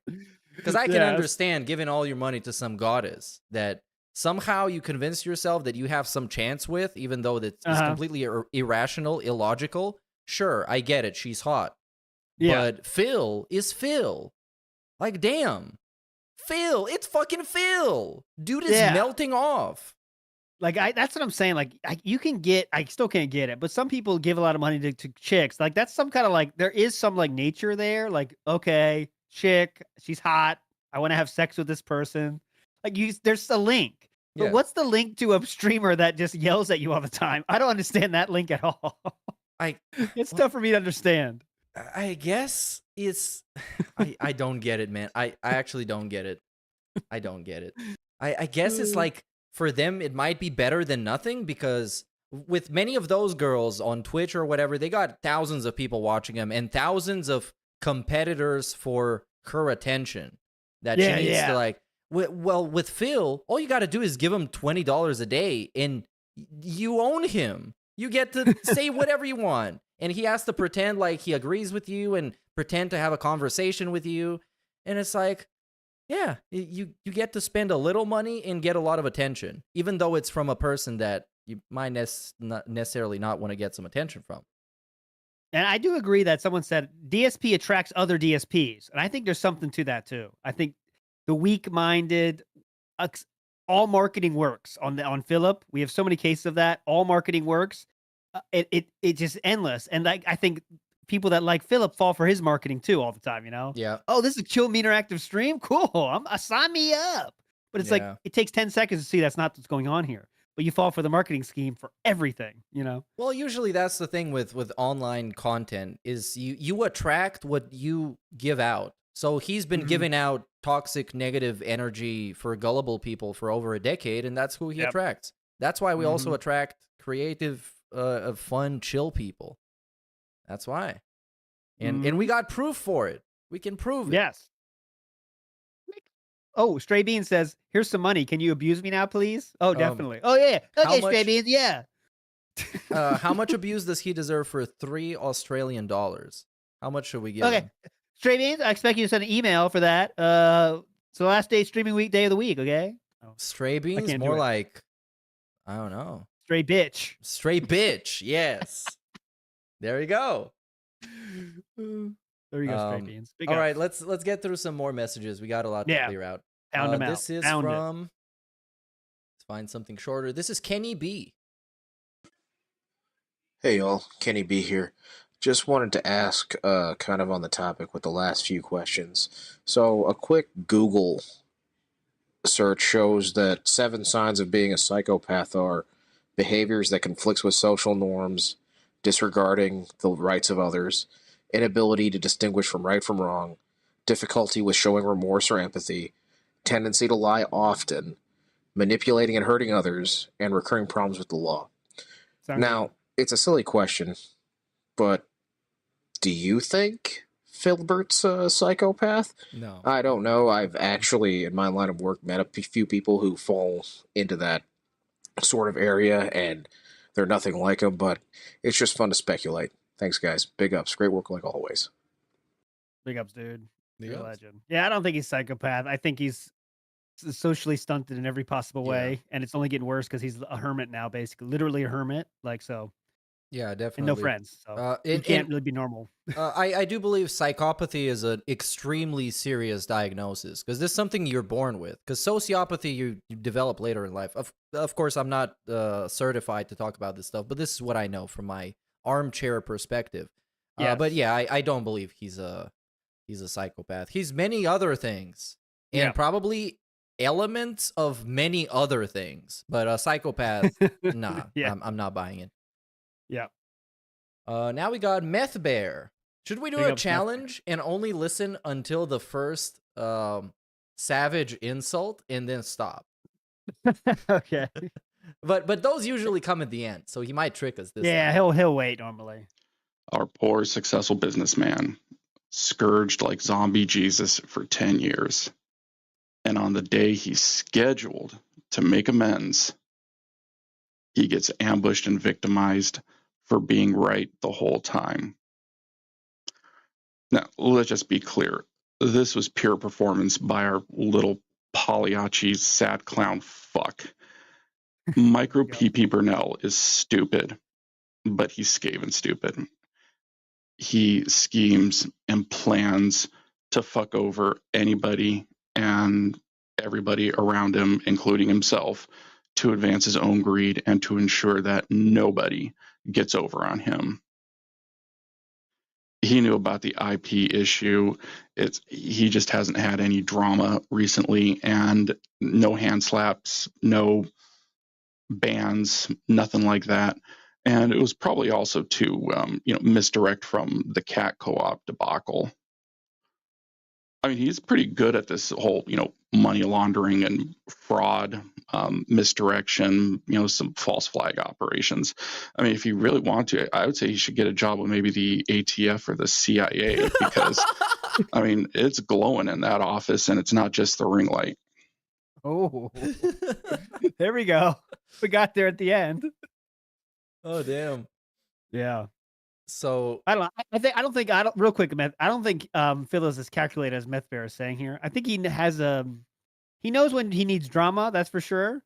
But I don't think he's that calculated in it. I don't think it's like a real planned thing. Yes. I believe this is gonna be the hottest take ever. I believe a significant chunk of what he says when he talks about I'm just being honest, man. I'm not trying to like scam people. He doesn't realize he's doing it, but it's happening. So I believe it's kind of unintentional that he takes advantage of people and their sympathy and he guilt trips them. And for him, he believes that he's just being transparent.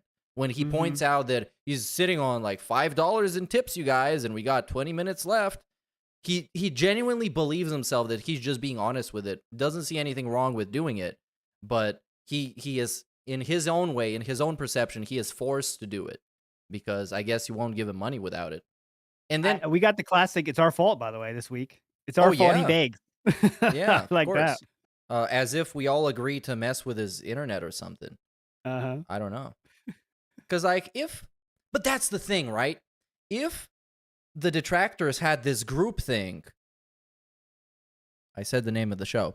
If we had this group thing going on, wouldn't it be super easy to find evidence where we just gather around and we discuss how to mess with him?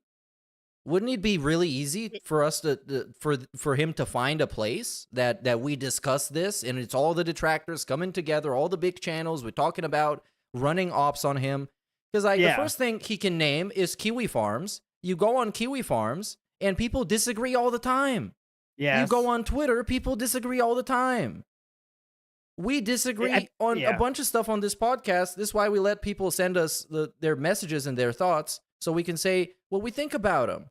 Like, wouldn't it be so easy to prove if we're just trying to build some false narratives against them? But somehow nobody has proved it so far.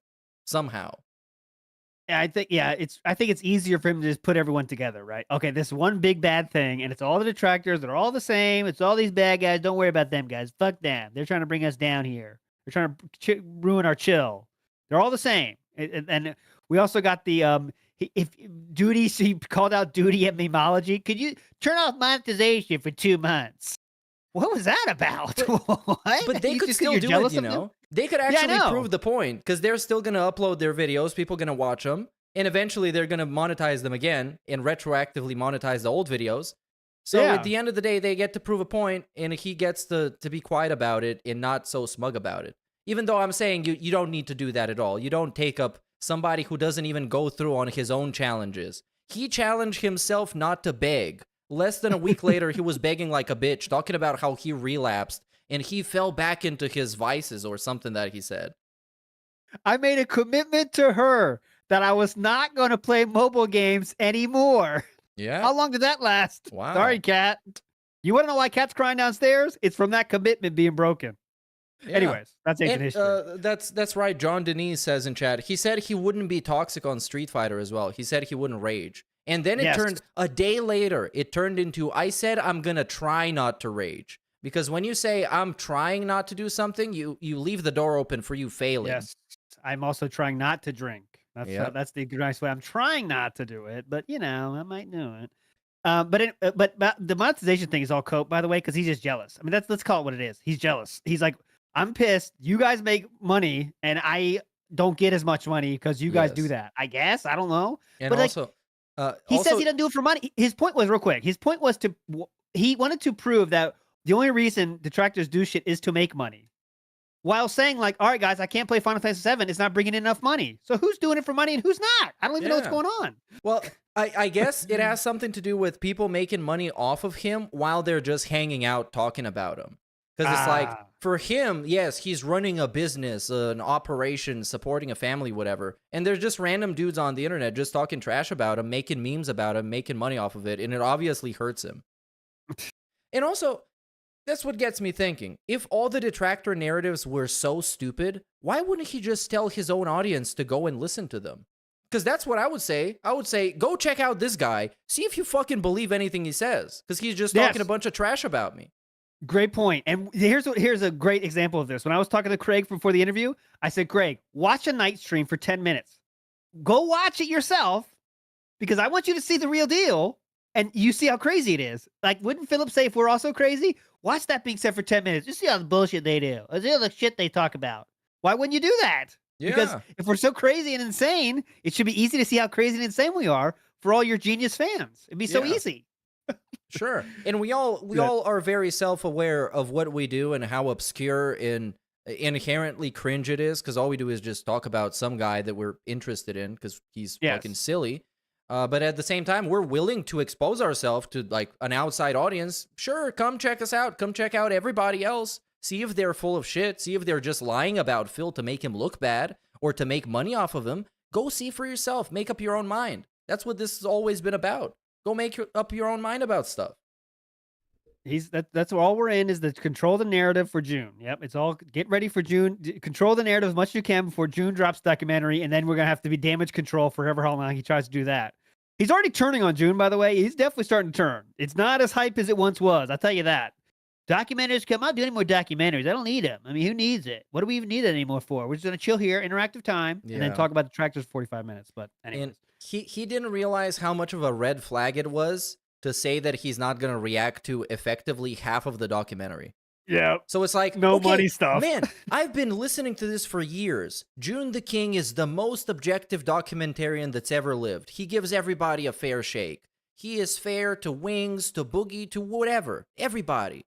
He delivers the facts. Then why are we not going to watch this if we're delivering the facts? Because it's going to make him look bad? Because it's going to make somebody in his own audience question the whole narrative that DSP has tried to weave for decades? Yep. That's the very telling. If you can't watch the whole documentary just because you already talked about it, that's very telling, sir. Very telling. And also, I think it greatly bothered him that whenever June the King went on Twitter and asked for some kind of help to find a clip or something, people were just showing up and helping him find it, sending him links to it, and so on. And they were pretty positive with it, which is great. Mm-hmm.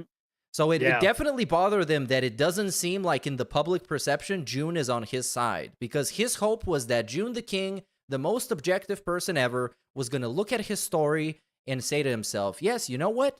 Darkside Phil is a martyr. He has always done everything correct. And the trolls, man, they're just trying to snatch it out from under his nose, and they're trying to steal his success, and that's bad, and I'm going to tell everybody about it. And they're trying to take me out of context. That's my favorite. Everything is taken out of context, dude. All right. Well, we're going to see the context for sure. Can't wait to see the context, actually. Let's get to Regis, if we could, Meerkat, before we finish up today, if you don't mind. Hell yeah. There it is. Hello again, and welcome back to Who Wants to Be a Billionaire? You know, if Phil's content is fan-funded, do you think that makes his fans the boss? No, not the boss. The boss is me. Oh. Well, okay then. If Phil really is the boss as he claims to be, which of the following people is not on an equal level with him? Is it A, Bruce Springsteen? Is it the B, boss. LeBron James? Is it C, Angela Bauer? Or is it D, Sir Alex Ferguson? Oh. Submit your answers now. Now, what was the question? What was the question again? Okay, let's hear the question again, because it's an interesting one. The boss? No, not the boss. The boss is me. Okay, he's the boss. Well, okay then. If Phil really is the boss as he claims to be, which of the following people is not on an equal level with him? So who is not on equal level? So who is not the boss? I would say I've never heard LeBron as the boss. Personally. Yes, they call him King James. They call him the king. Yeah. So I would say B. But also they call DSP the king. So think about King that. Hate. Yeah. Now what? So they're both kings. And the other answers, most of them I don't know. LeBron James. Is it C, Angela Bauer? I have no idea. Or is it D, Sir Alex Ferguson? So Alex Ferguson, that's a Manchester United manager. I guess he might be the boss because do they call him boss? I don't know. Sir? He's Sir though, right? He's Sir. He is a Sir. Ferguson. Yes, he is a Sir. Oh, Sir. Okay, let's go. This is a very deep question. I feel like the answer is going to be much simpler. Yes. Submit your answers now. Had an idea for a gimmick here, but scrapped it. Not worth the time. Since we're talking about bosses, if Phil was the boss in a video game, what would his boss theme be? Okay, everybody locked in? ALT? Mirka? Okay, lock in. I did. I said B. I think we both said B. Yeah, I also think B. I've never heard LeBron be referred to as the boss, and I guess I'm pretty engaged in basketball, so at least I would know. Meerkat, you good? Yeah. Yes, we're good. Sam? Good, brother. Not here. Pass. Steve? Come on. Pass. Wasn't it Steve. coming out? Oh. Steve? He's playing a game. Damn it. Why isn't this... Oh, it's not plugged in. Shit. No wonder I can't get past the menu. Well, oh, right. Yeah, I'll take C. Oh, tough break there. The correct answer was actually B, LeBron James. And Yeah. Steve, you just plugged that into the second player slot. You see, Springsteen is known as the boss because it reflects his stature and commanding presence in the world of rock music. Angela Bauer was portrayed by Judith Light and played a successful advertising executive on the show Who's the Boss? Sir Alex Ferguson, longtime manager of Manchester United, was often referred to as the boss, highlighting his leadership and many successes over his career. LeBron James doesn't actually have any nicknames that refer to him as the boss, however, one thing his nicknames do share with Phil is King, with LeBron James obviously being referred to as King James, and DSP being referred to as the guy. It's the guy. I'm watching his quit. Is that really him? Also, I guess he's the king of hate or something? Yeah, I don't know. Yes. Anyway, that's it for this week. We'll see you next time. There we go. Wow, we were Big both ups. right. Give us some points, bitch. I want all the points. All right, my friends. It's been very meaningful and interactive time. Hope you enjoyed our foray into the Group Think show. We'll see you on Sunday for a legendary show. Quick plug for me. We'll be on the Tractor Beam today, 8:30 p.m.